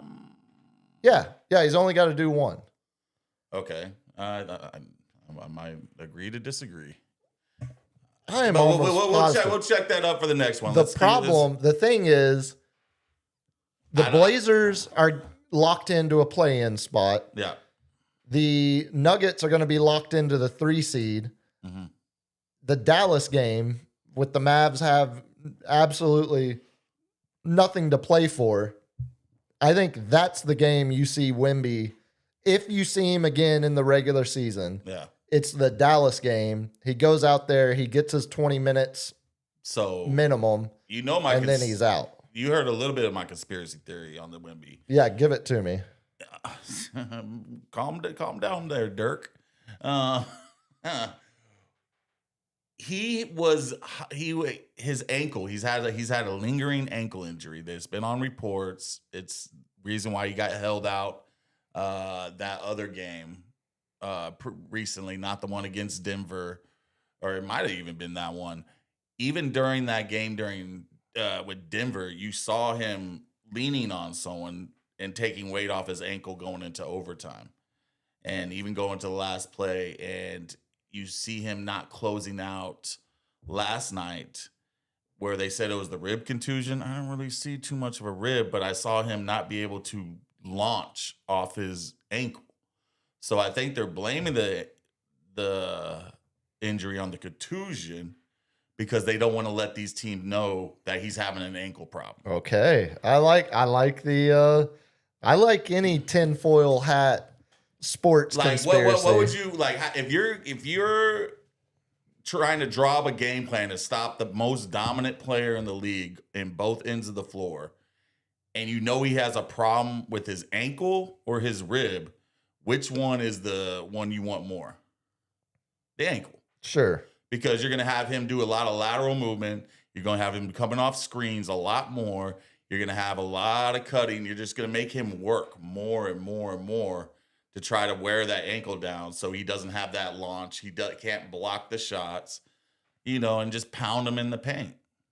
So I think this is all the rib contusion is a fantasy. It's a red herring. It's a fantasy. So it's one more game. He's just got to play 20 minutes in one more Nice. game. And I'm glad to be wrong then. that's why I think it's going to be against the Mavs. It's going to give him one more game to rest against the Blazers, a team you might end up playing in the play-in. You're not going, it's not like they would give anything away by playing him again. Like everyone knows what everyone does at this point in the year. It's not that. It's just that it would give the Blazers a chance to rough him up a little bit, to try to, pick on whatever the injury is you want to believe in. And I think the Nuggets would end up trying to do, because it's like in football, when a quarterback has a bad thumb, what are you trying to do? You're blitzing him. Exactly. Like when he's got a bad knee or a bad ankle, which side are you grabbing or trying to? I'm gonna blitz the right side, Exactly. so he has to move off his left. There's nothing, there's nothing unethical about that. Which is why it's strategy. It's strategy, which is why I'm not saying you're crazy about the hiding, potentially misdirection on the LG, injury. Start talking to some people on the medical staff and give me an update. All right. So USA Today put out an update a little bit ago, speaking to a person on anonymity, on a condition of anonymity.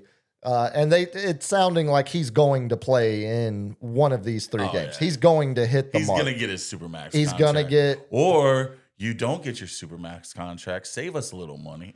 Like how unselfish can you be, Wemby? Yeah, I'm just playing. yeah. I was about to say You deserve it. If anybody deserves it, it's Wemby. Well, and it's. I think he's going to finish second in MVP voting, but the one that would really sting is not getting Defensive Player of the Year. Oh yeah, because he is an absolute lock. Do you think he's first team? Yeah. Yeah. So I was listening. Who's first team right now? It's interesting. Okay, I'm glad you said that because the MVP. We're gonna get back to the playoff matchups, but so for most of our lifetime, the all NBA teams were positionally based. Yeah. Which is why Center, a lot of forward, exactly shooting guard, center power exactly. Yeah. So a lot of the there were a lot of Timberwolves fans back in the early 2000s that were upset that Duncan was always listed as a power forward and not a center.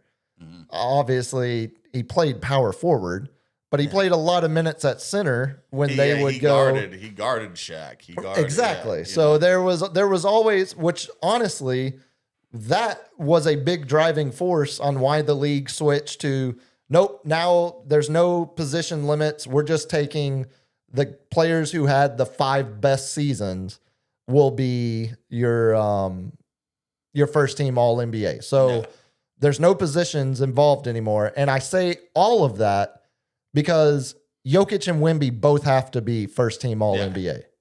Like you cannot have a world where those two of the top 4 MVP vote getters would not both be All NBA first team.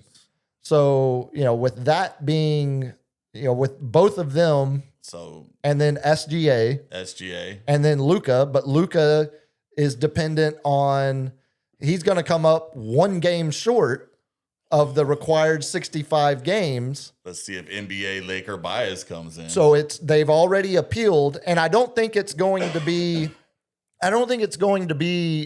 determined by bias, because I think they have a good appeal. Yeah. You remember in the middle of the year, he went back to Slovenia for the birth of his child. Oh, okay. So he missed 2 games because of that. And especially now that we know he was fighting her about custody and everything else going on. I was wondering why. I was like, why is your baby mama not in the U.S.? Oh, no. She took the kids and ran, or took the kid and ran, and then had the other kid. But she filed child support in California. Yeah, no, it's a cold world, Luca. It's a business. It's also Where was it conceived? it's also his it's like his childhood girlfriend too. I mean, it's like the girl he Oh shared my God, it you know, wasn't- Valentine cards with in second grade. it wasn't a jock sniffer? No, Oh, no, buddy. it was, which also makes me wonder, Luca, what did you get busted doing as soon as you got to California? Kobe! 'Cause- yeah, in more ways than one, it sounds like. But I think Luca wins that appeal Yeah. because he missed 2 games because of the birth of a maternity leave, or yeah. paternity, I guess. So I think he gets. Is maternity doesn't have, so is paternity for a man and Yes. maternity? Yeah, like a patriarch and a monarch. It's old. going back into history. Yeah, I that's. don't like this. I've been playing a lot of Civ. I've been playing a lot of Civ 6 with the roommate in Chicago. Civilization, is that just like Sim World or what? Buddy, last night as Christina, the Queen of Sweden, I dropped a bomb on Gandhi's ass. And I'm not talking a normal, I'm talking the big boy. I went nuclear. I'm erasing this civilization. I also had a bunch of Jewish missionaries running around my civilization, running around my empire. I had to get rid of them quick too. We're a Shinto-based society. Pure. This is, dude. There's only enough room for one religion in Sweden. I had You're gonna get canceled. I had knowledge of. No, we're talking about a video game. I take your own prejudice somewhere else. I don't care about any of that. I'm telling you what I did on a video game. Getting rid of these Jewish panhandlers. But look, yeah, we've got. Panhandle their religion on me. It's not in Sweden, baby. It's not dependent. Us Swedes. It doesn't matter what creed, religion. It doesn't matter. We have simple rules, and we all follow the rules because we're a very homogenized Scandinavian country. That's why we can be Democrat socialist and actually pay for everything because everyone agrees on everything. The 5th spot is the interesting one. Okay. Because if Luka wins the appeal, Wemby, Jokic, SGA are your Jalen. top. That's where you start to have, is it Jalen? Is it, it can't be Cade Cunningham. No. It can't be Anthony Edwards because both of them didn't reach the criteria.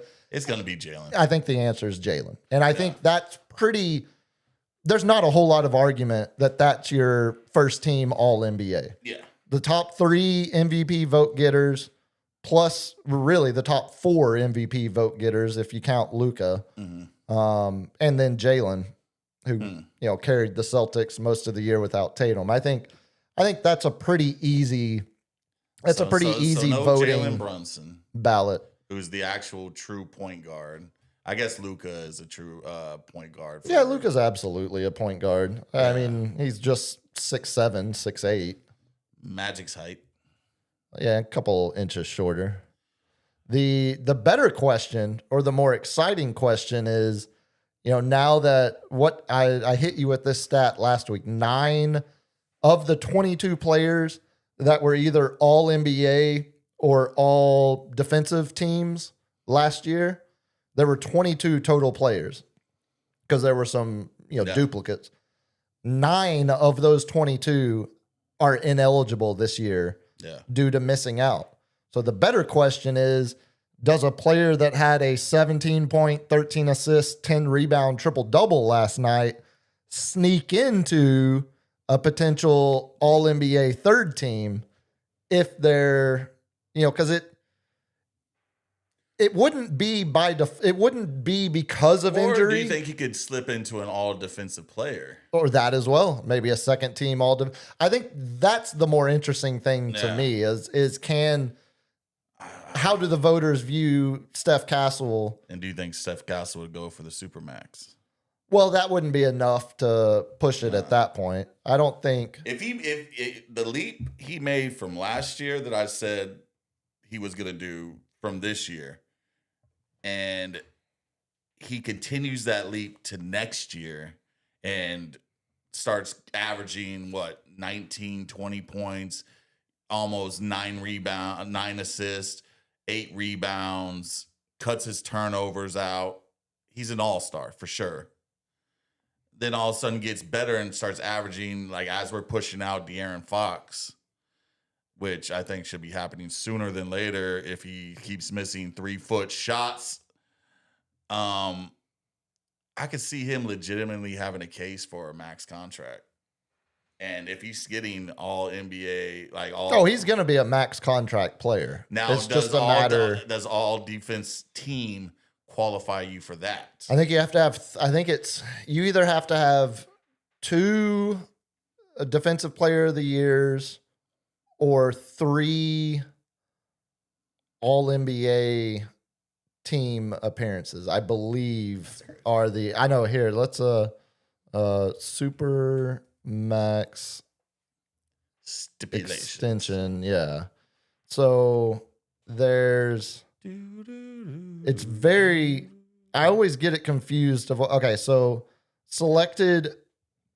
If you are selected to an all NBA team, any of the teams, in 2 of the previous 3 seasons, so you would have to do it twice. Okay. So if you did it this year, and then you would assume he would do it again if he's already getting it this year. If you win 2 defensive player of the years, 2 of the previous 3 seasons, or you win MVP once. So it's either 2 all NBA teams, 2 defensive player of the year awards, or 1 MVP. And all NBA. So it's not all defensive teams. It's all 3. Yeah, there's three all NBA teams. 15 players. Right. So those 15 players. So you got to win that twice. Right. Okay. And has Wemby won one of those one already? Yeah, because he never qualified. Because he's never. No. Maybe his rookie year. Did he play enough games? I think this year with the defensive player of the year locked down. Oh, so he's going to have defensive player and an all NBA. So that counts as 2. Right. Exactly. And I think that combined now would make him immediately eligible. Okay. So you have to have 2 of any of those things or 1 MVP. Yeah. And nothing rookie of the year related. He was first team all defensive team, but that doesn't apply. Yeah, no, he doesn't have any all NBA yet, but this year will obviously change that, assuming he stands in the corner for 20 minutes against the Mavs as they let Cooper Flagg shoot 40 times to try to win the Rookie of the Year award. Did you see any of that this weekend? Yeah, just giving him the ball. Yeah, 31 attempts against the Magic and then 27 against the Lakers. Yeah. Went 51 points and then 45 points, I think it was. Con's not winning. When he only won 25 games all season, you might as well just try to get your man Rookie of the Year. At this point, it's going to be the highlight of my little brother's NBA memories from this year. Now, quickly before we do some lightning round, looking at, you kind of teased it about Steph Curry being back for the Warriors. So right now, as we sit here, the Suns and the Clippers will play each other in the 7 and 8 game. And that, for the most part, there's not going to be a lot of movement. The Suns will be the 7 seed, or going into the play-in tournament. The Suns will be the 7 seed. Mm-hmm. The Clippers have a half game lead over the Trailblazers. Yeah. But Trailblazers have to play the Spurs tomorrow night. Even if Wemby doesn't play, we know how good this team is, whether Wemby's in the lineup or not. I think the Trailblazers, I don't think they passed the Clippers. Mm-hmm. And the Warriors are too far behind to catch up, but they're not too far behind to fall out of that 10 seed. So if we work off the assumption that this is how the regular season standings end, you would have the Suns playing the Clippers for the 7-8 game, and then Blazers playing the Warriors. Winner of that would play the loser of Suns Clips. So if we play it out, the winner of Suns Clippers is who the Spurs will play in the first round. Like, it can't get to, the Warriors can't get to play the Spurs. You get what I'm saying? They can't. Does that make sense? All right, so they can't. I thought it was just the Phoenix and Golden State play. Oh, yeah, and then there's another series. Right. It's not 7 plays 10. I thought it was a best of 3 games. No, it's one. It kind of is, but only With for the 4 team teams, that yeah. loses Yeah. the first 7-8 matchup. So the winner of Suns Clippers will be who the Spurs play. Yeah. Despite the Suns having the better record, Yeah. I want to play the Suns. I don't want any part of a You'd rather play Booker than Kawhi. yeah, 1,000 times out of 1,000. Booker has something against us. He has what? I don't know. What do you think Kawhi has? I know what he has. Yeah, like He has a championship and an MVP with us. That's what he has. Devin Booker has And we gave him to a good Toronto team in the East. a Kardashian stench that he'll never get off. I don't. The Suns are the less dangerous team to me than the Clippers, just because, like we saw in the All-Star game, when Kawhi wants to take over and be the best basketball player on earth, Yeah. he can do that. Devin Booker can't do that. But we saw what we can do. I think Neither they're both one of the these- same. I think they're both the same team. It's just like, which All-Star do you want to go against? That's what I was about to say. Neither one of them should scare you Yeah. top to bottom, but one of them scares me a lot more at the top of their roster, and Yeah. that's the Clippers. Peak Kawhi tops out peak Booker. Yeah. Just because I don't see Booker playing defense like Kawhi. No, not at all. Not at all. Not nearly, not anywhere close. So Well, if we work off that assumption, they won't see the Blazers or the Warriors, because what'll happen, let's say the Suns beat the Clippers. So then the Clippers would play the winner of Blazers Warriors, and the winner of that game would be your 8 seed. So that would be who the Thunder play. So the Spurs right now, who would you rather have the Thunder play? I would rather, kind of the same way with the logic behind the Clippers. You'd rather have them play Clippers? I would rather, ideally, I would want to see the Clippers be the 8 seed, Yeah. because I think Kawhi could do the same thing to them that he could do to us, Lock where down it's just SGA. the team that I don't want to see the Thunder go up against the Blazers, because I think they would destroy them in 4 games. The Warriors are not a good basketball team, but they at least have Steph Curry back. Clippers aren't a good basketball team. They're fine. They're average. But no Butler, Porzingis coming off injury, and another person I forget is coming off injury. I would just trust the better overall talent, individual talent on the Clippers or the Warriors with Kawhi and Curry to potentially give the Thunder a better series than I think the Blazers would just get blown out of the gym. Yeah. Because they don't have the one guy that can just take over a game like those other two. But then round 2, okay, I'll ask you this: who would you rather play if it does stay this way? Would you rather play the Nuggets or T-Wolves round 2? Oh, T-Wolves all day.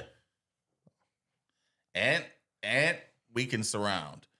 Joker, he's a little taller, but Ant has that, that ridiculous shot Joker had to make Oh, that was nuts. over Wemby. It was the best shot I've seen all season And it hits just the front of the rim to skim in. I'm just like, oh, that the difficulty was a 97 on that one. Like, I would give 3% chance of that shot going in. But Ant has that ability as well, you know. But he's coming off injury, so Yeah, give me T-Wolves. nothing's gonna be easy at that point anyway. So I mean, you got to beat them all to get to where you want to go. But it's a close game between Oklahoma and LA right now. And with that, let's go to the lightning round, eh? Hit me. Did we have any super chats come through? It No didn't super sound chats, like it. but appreciate everybody in the chat.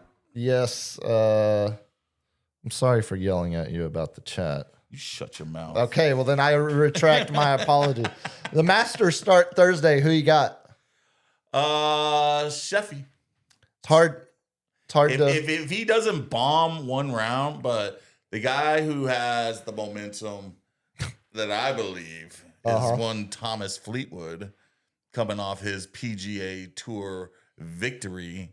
I think he has the long ball game. He has the putter game. But Matsuyama's looking good. You know, you got some young kid, some youngins. I have a confession. You don't know any of these people? No. I'm not, All right. brother. I'm a golf guy now. You're a golf guy. Oh, Full yeah. golf guy. You've been working with Andy a little bit. I have. All right. Andy's rubbing back off on me, so to speak. Confession. I've watched every single round of Live Golf so far this season. Oh, you are disgusting. It's dude. on at 3:00 in the morning. It's the greatest thing to falling asleep to golf is one of the greatest things you can do. No one wants to see their knees, man. Put some damn pants on. And get rid of the DJ as well. I don't need Tiesto as I'm trying to watch Bryson tee off at 11. As much as I love, let's get down to business. I've watched every round of Live Golf. Bryson is playing amazing golf right now. I think Bryson really has a shot. Kind of like you said about Scheffler. Yeah. If Bryson can just limit the meltdowns Yeah. and play the course, taking what is there and not trying to force too much. It's always the putter and short game with Bryson. And If he can lock that in, he's unstoppable. It's when he starts. I almost said it's the cadence. when he starts to do the business. Jeez, it's when he tries to force too much. When he tries to make the course bend to his will instead of playing to the course. That's where he gets some full I just don't meltdown. trust these 3-day golf tournaments and Live, man. I don't. Again, I completely hear that. I get that. All I'm doing is confessing. I've watched every round that Bryson's played, Bryson, yeah. and he looks really, really good. Well, Not good. just good for Live Tour. He looks good. But we'll be good on Thursday. We'll have the first round underway, and we can talk a lot more Masters because I love me some Masters. And unfortunately, Tiger Woods will not be there. He'll be there in our hearts, in our beers. Pour one out for Tiger. Hit me, LG. Now, did you hear about one Contreras from the Boston today or yesterday? Contreras for the Red Sox. Contreras for the Wilson Contreras. Oh, okay, yeah. Educate me. So in his career, he has played for the Cubs, the Cardinals, and now he plays for the Red Sox over a 10-year span. Mm-hmm. He has been pegged by the ball, still doing our Boogie Nights reference. Unnecessary explanation. Unnecessary clarification. He has been pegged by the Milwaukee Brewers 24 times over his career. And he has been pegged 6 times by one Brandon Woodruff. Well, I mean, he's played for 2 teams that were in the Brewers division. Cubs and Cardinals. 24 times. He is had enough. He has sent a message. You hit me again, I'm taking one of your players out. He didn't say the pitcher. He said one of your players. I don't care which one, which I really hope we get the classic drop kick the catcher, run after the thing, Oh, what was that guy's name? That was a former. He was a former He's a MLB legend. player. He's just the legend. He was playing in the like Dominican League or the Mexican Winter League. Just went drop crazy. kicks. Just gets it. Doesn't even hit him. Just gets thrown behind. The ball gets thrown behind him, and just drop kicks the catcher while he's still in the stands. Ah, yes, that was Izzy Alcantara. Yeah. Alcantara. So Contreras says, "Let it be known. Hit me again, Milwaukee. I'm taking one of you out." That's the message. Oh, I love me some early baseball. He plays man. catcher, right? Wilson Contreras? Yeah, he's a catcher. Yeah. So that's where he's like, I'm a catcher. I know what you're doing.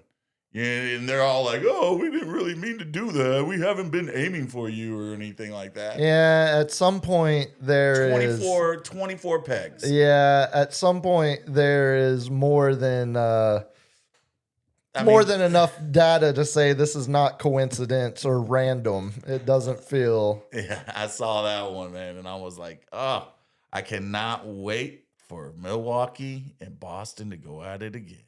Well, now that I'm tuning in. interleague play isn't special, you can pretty much be guaranteed you'll get that. Hit me, LG. Old man over here. I'm telling you, I'm complaining about kids in the neighborhood and the fact that interleague baseball is no longer There's special. a DH in the National League now. I don't like it. I don't like it one bit. Did you see Fernando Mendoza is not going to attend the NFL draft? Oh, no, he's staying in Miami, baby. Being around friends and family back home. Think I want to shake the hand of Roger Goodell, who's going to find me? You think I want to walk out onto the stage in middle of April in Pittsburgh? I do wonder. Is it going to be outdoors? Yeah, I think it's going to be like it has been. You know, it was in Chicago outdoors. So 16 days from now, I bet it's still pretty chilly. I would think it's. I don't see Mendoza like the people who go there. They just want to show off their swag. They want to show off their suits, 1,000%. you know. So I don't think Mendoza has that bone in his body. He's from Indiana, so Well, he's from Miami. He's from Indiana. He went to Indiana because seen him? Miami wouldn't give him, He's Kirk Cousins' little brother. which is ironic because that's going to be his first mentor in the league. Do you remember off the top of your head who the last first overall draft pick was to not go to the draft, not attend? It wasn't that long ago. It was the first pick 5 years ago. 5 years ago. If you work backwards, you might get it. Trevor Lawrence? Trevor Lawrence. All there you right. go. Yeah. All right. Trevor Lawrence did the same thing. Stayed with his family and didn't attend White people. Again, Mendoza is not white at all. He's Cuban American. He's Cuban, B. That's right. Human being. Yeah, I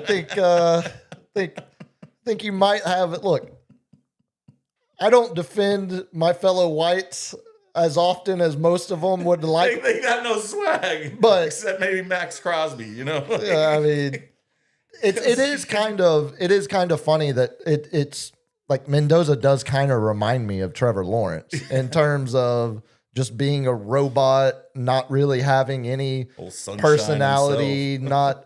or at least not showing any personality besides the robotic, generic. Yeah, Very first I like scripted. to praise God. Well, first and foremost, as it should on this Easter Tuesday. But yeah, all right, hit me, LG. Looks like your Dallas Arlington fan base is getting into a little hot water.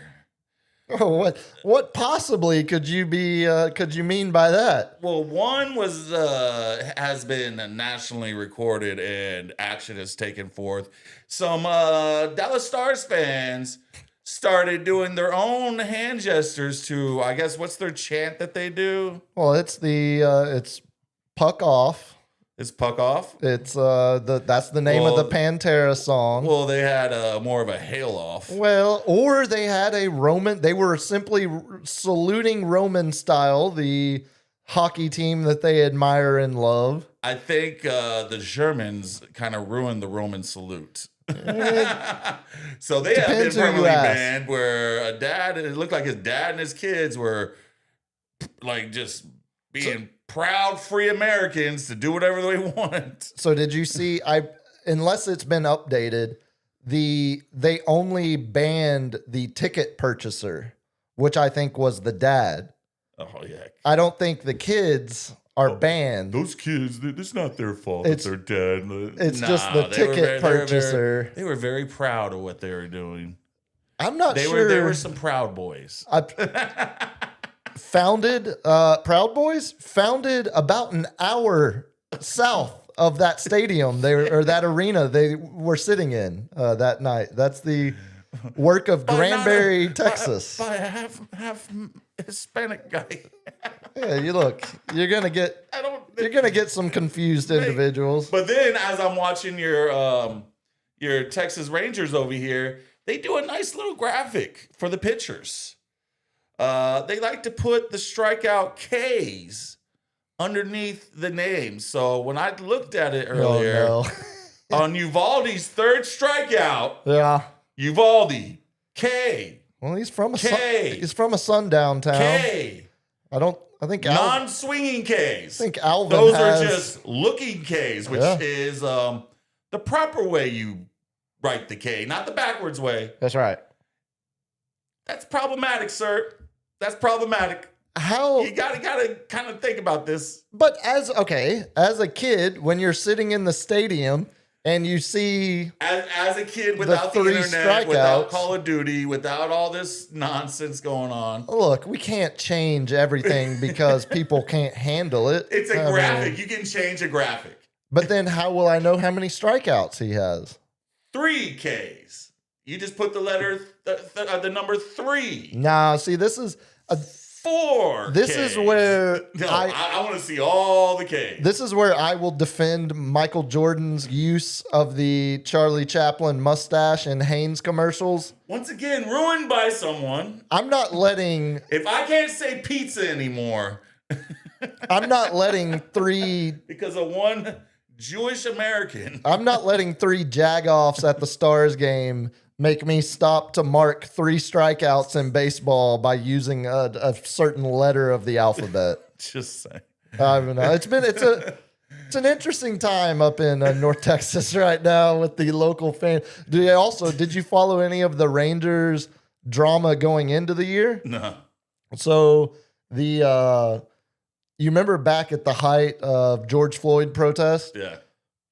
You know, a lot of statues were coming under scrutiny, and Confederate statues, yes. it wasn't just slave owners, yeah. it wasn't just that. There was a statue of a specific former Texas Ranger that was right in front of outside of Love Field, the second airport up there in Dallas, and this certain Texas Ranger was the Ranger that was sent to make sure the schools didn't integrate. It was a Texas Ranger that was An actual Texas Ranger, not the correct player. back Okay. during the segregation of schools. I'm and, like, what did this baseball but player do? it wasn't a real Texas Ranger baseball player, but it was after the era of the Texas Rangers being used as death squads against Native Americans in the Valley. Yeah. This was the era of the Texas You hate Rangers history. that was used to prevent the public schools of Texas from integrating racially. So this specific Ranger had a statue in front of the airport. They during the height of the George Floyd protest, they got rid of the statue at Love Field. The Rangers bought it earlier this year, and they put it right in the outfield concourse. So the only team in baseball besides your Yankees that don't do. Hey, you ever thought about that? Neither of our teams do a Pride Night. It's the only 2 teams. One doesn't have a. Minor detail. Oh, hit me, LG. I'll go. Yeah.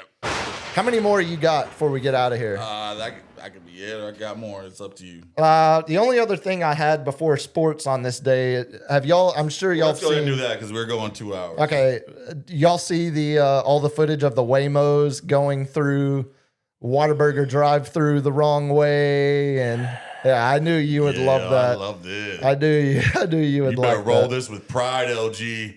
Oh no, I'm not. We're not playing it. Oh, what? No, I just wanted to know if It you. has nothing to do with me. Yeah, Why I mean- you even mention me? Yeah, he's not AI Waymo. drivers. You know what? I was Waymo's talking nothing compared to a Tesla. Yeah, unfortunately, I tend to agree with it. The Waymos seem well. Okay, look. Here's It's the thing. Filipino drivers controlling them. Might have a point. What you think about that? The LG? problem, They're not sold to the public, so not in the same category. the problem with Waymos in this city, I have the perfect example. There is a bar on Hackberry in my neighborhood that randomly the bar never has consistent hours. It's only open when the owner wants to go there and open it. Yeah. No consistency. No specific days of operation. It's just open when it's open. You stop by. People park in front of it, but normally that's a 2-lane street. Yeah. 4 lanes, 2 lanes going both ways. But when the bar is open, that whole lane becomes parking.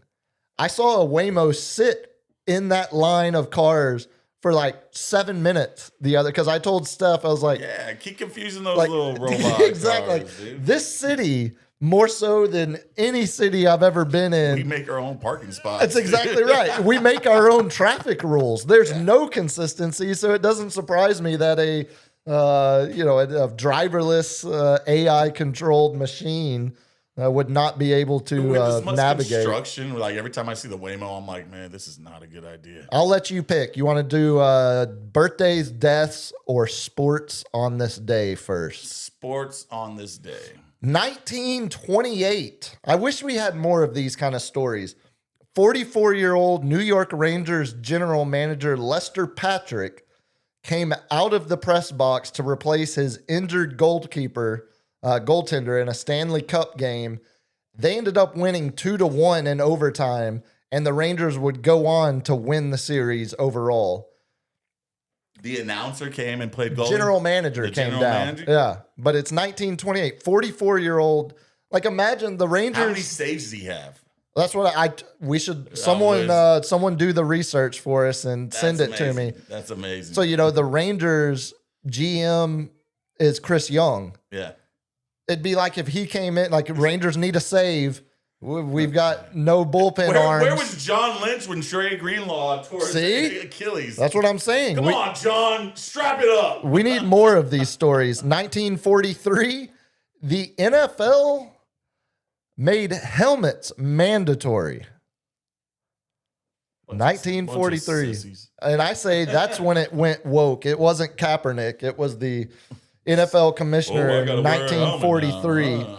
1958, Dodgers erect a giant 42-foot screen in left field of LA Coliseum. Boogie You Nights Day. ask why that is important. Up until that point, the left field wall, had no erection. well, it was flaccid, but it was also only 250 feet down the line.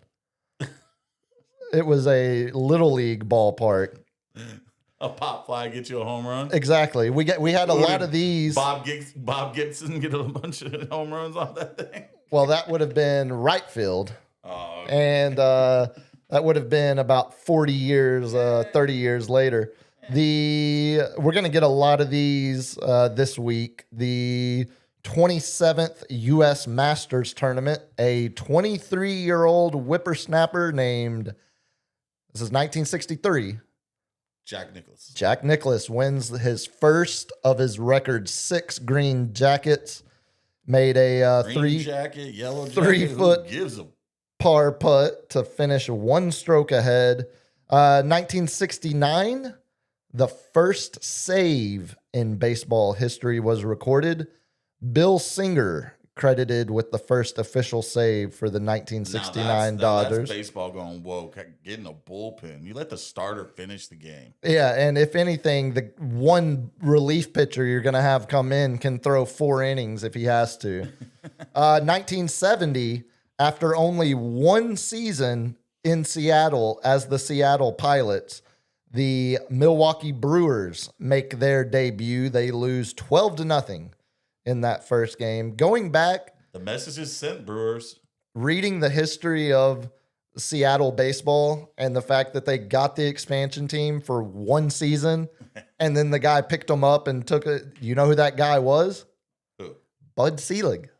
Oh, Bud. He was the Had a little favoritism, did you? Expansion Did owner you of not? the Pilots and then moved them to his beloved Milwaukee. 1977, first game in Blue Jays history. 1979, the only time this has ever happened in baseball history. Astros starting pitcher Ken Forsch throws a no-hitter. You ask, why is that significant? Why?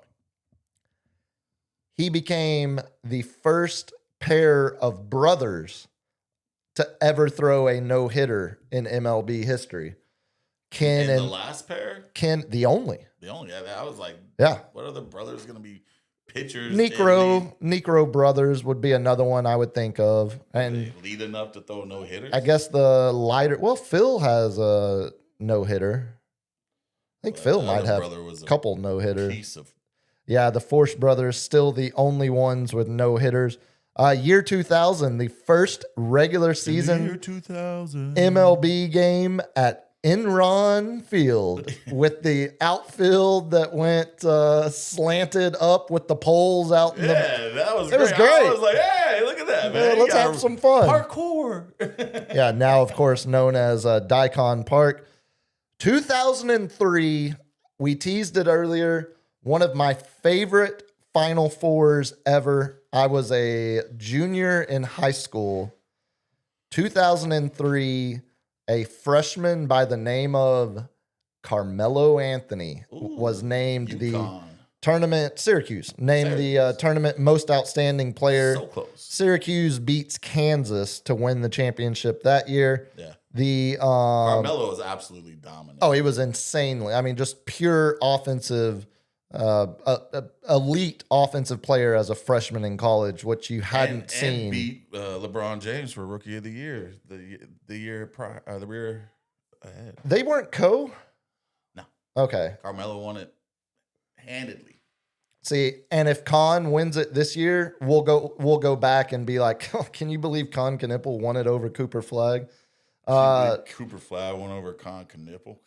Yeah, I'm not sure we're actually talking enough about Cooper Flag. Like, Yeah, we've talked a lot about him. I think Enough. you and I might have, And but to I'm the saying deaths. And to the deaths. in general, we're seeing historic 2008 here in San Antonio. First time all 4 number 1 seeds made it to the Final Four. And then lastly, on this day, the Spurs played the Mavericks in 2019.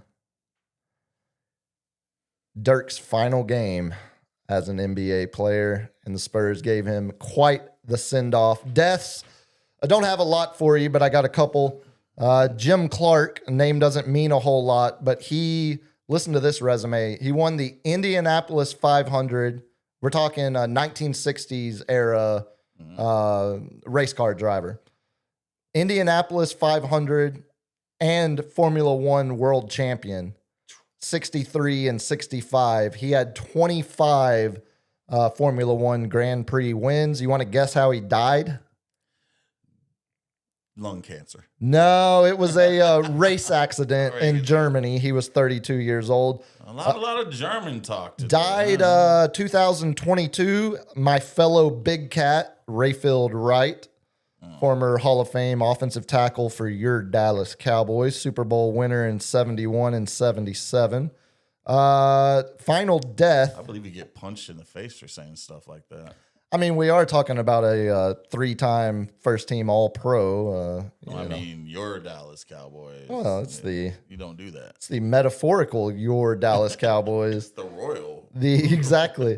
Dead in 2010. Would you have guessed the inventor of the trampoline? Oh, Take a guess on what year the inventor of the trampoline was born. George Nissen is his so he name. died in 2010. Died in 2010. 1923. Okay, not as far off as I would have thought.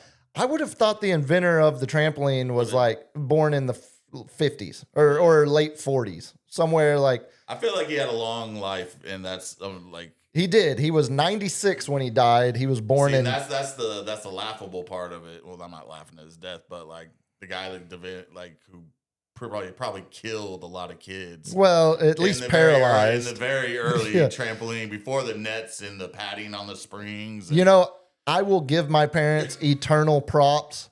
They never made us put any padding or anything on the trampoline. Well, it wasn't available. Well, it started. Maybe. It started to get there because there were a bunch of my Richie friends that lived at the top of Snob Hill that all had padding and nets, and their parents wouldn't let us move the trampoline underneath the basketball goal like mine would. Or put a trampoline next to a trampoline and then just.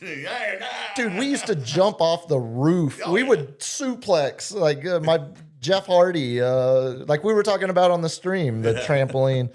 And then quickly, some birthdays before we get out of here. Born 1859, Walter Camp, the father of American football. 1873, John McGraw, one of the most influential managers in the early years of professional baseball, was the longtime 30-year manager for the New York Giants. Another birthday from your Dallas Cowboys, born 1954, Hall of Fame running back Tony Dorsett, winner of the 1976 Heisman Trophy at the University of Pittsburgh. One of the best college running back careers ever. Yeah, and the longest rush in NBA or NFL history. I think it's tied now, but the 99-yard run from Monday Night Football. I think Derrick Henry's got a 99-yard. That's what I'm saying. I think that it's tied now. Buster Douglas, born on this day, 1960, former heavyweight champion. Beat up a coked up Mike Tyson. Yeah, he sure as hell did. Here's your random baseball birthday of the day. Do you remember Brett Tomko? Longtime pitcher for the Cincinnati Reds, born 1973. Couple more. The Barber brothers. I don't know which one. Tiki and Rondé. Tiki and Rondé. I don't know which one was born first, but both I think born. It was Rondé. I think he always had that over. He always held. I remembered one of them because that's a bad bit. That's a terrible bit when twins say, "I'm the old. I was 5 minutes older." Can't you tell? Hey, when you got to be around the same guy for your whole life. And lastly, a man that has a statue at the Rangers Stadium. A man that was a former Texas Ranger, but not the badge-carrying type that made sure our schools didn't integrate in the 60s. The racist. No, this man was a Dominican baseball player who made his debut with the Dodgers when he was 19 years old. Mr. Pudge? No. Oh, what? Pudge made his debut with the Rangers. Oh, I thought he was just played mostly with the Rangers. Adrian Beltre. Oh, Adrian Beltre. Born on this day, 1979. He was a catcher? No, he was a third baseman. He made his debut for the Dodgers, is what I said. Why was I thinking catcher, dude? Like, I don't know. You Pudge. got, yeah. I thought you said, anyway. Hey, Adrian Beltre, man. What? How? LG, get us out of here. Was he part of the 500 club? You have hit the wall. Yeah, he's a Hall of Famer. Tell the good before you tell the good people how to get a hold of you. You can get a hold of me at the Captain SCL. What?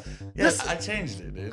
That's different than what you said last week, though. The Captain SCL, Sports Cave Live. Okay, all right. No, it's the same. That feels like that was not what you gave out. I stuttered a little bit. All right, Kim, you want me to continue?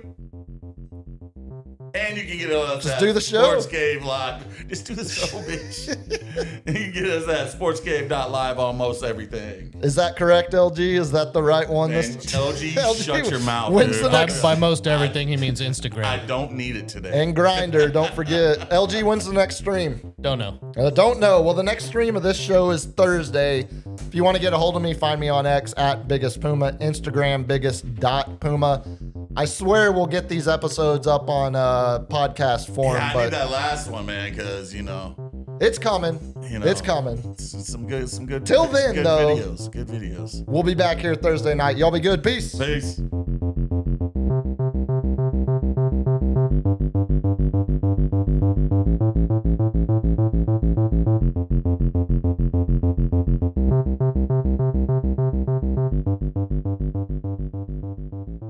Kids, what do we say about drugs? Only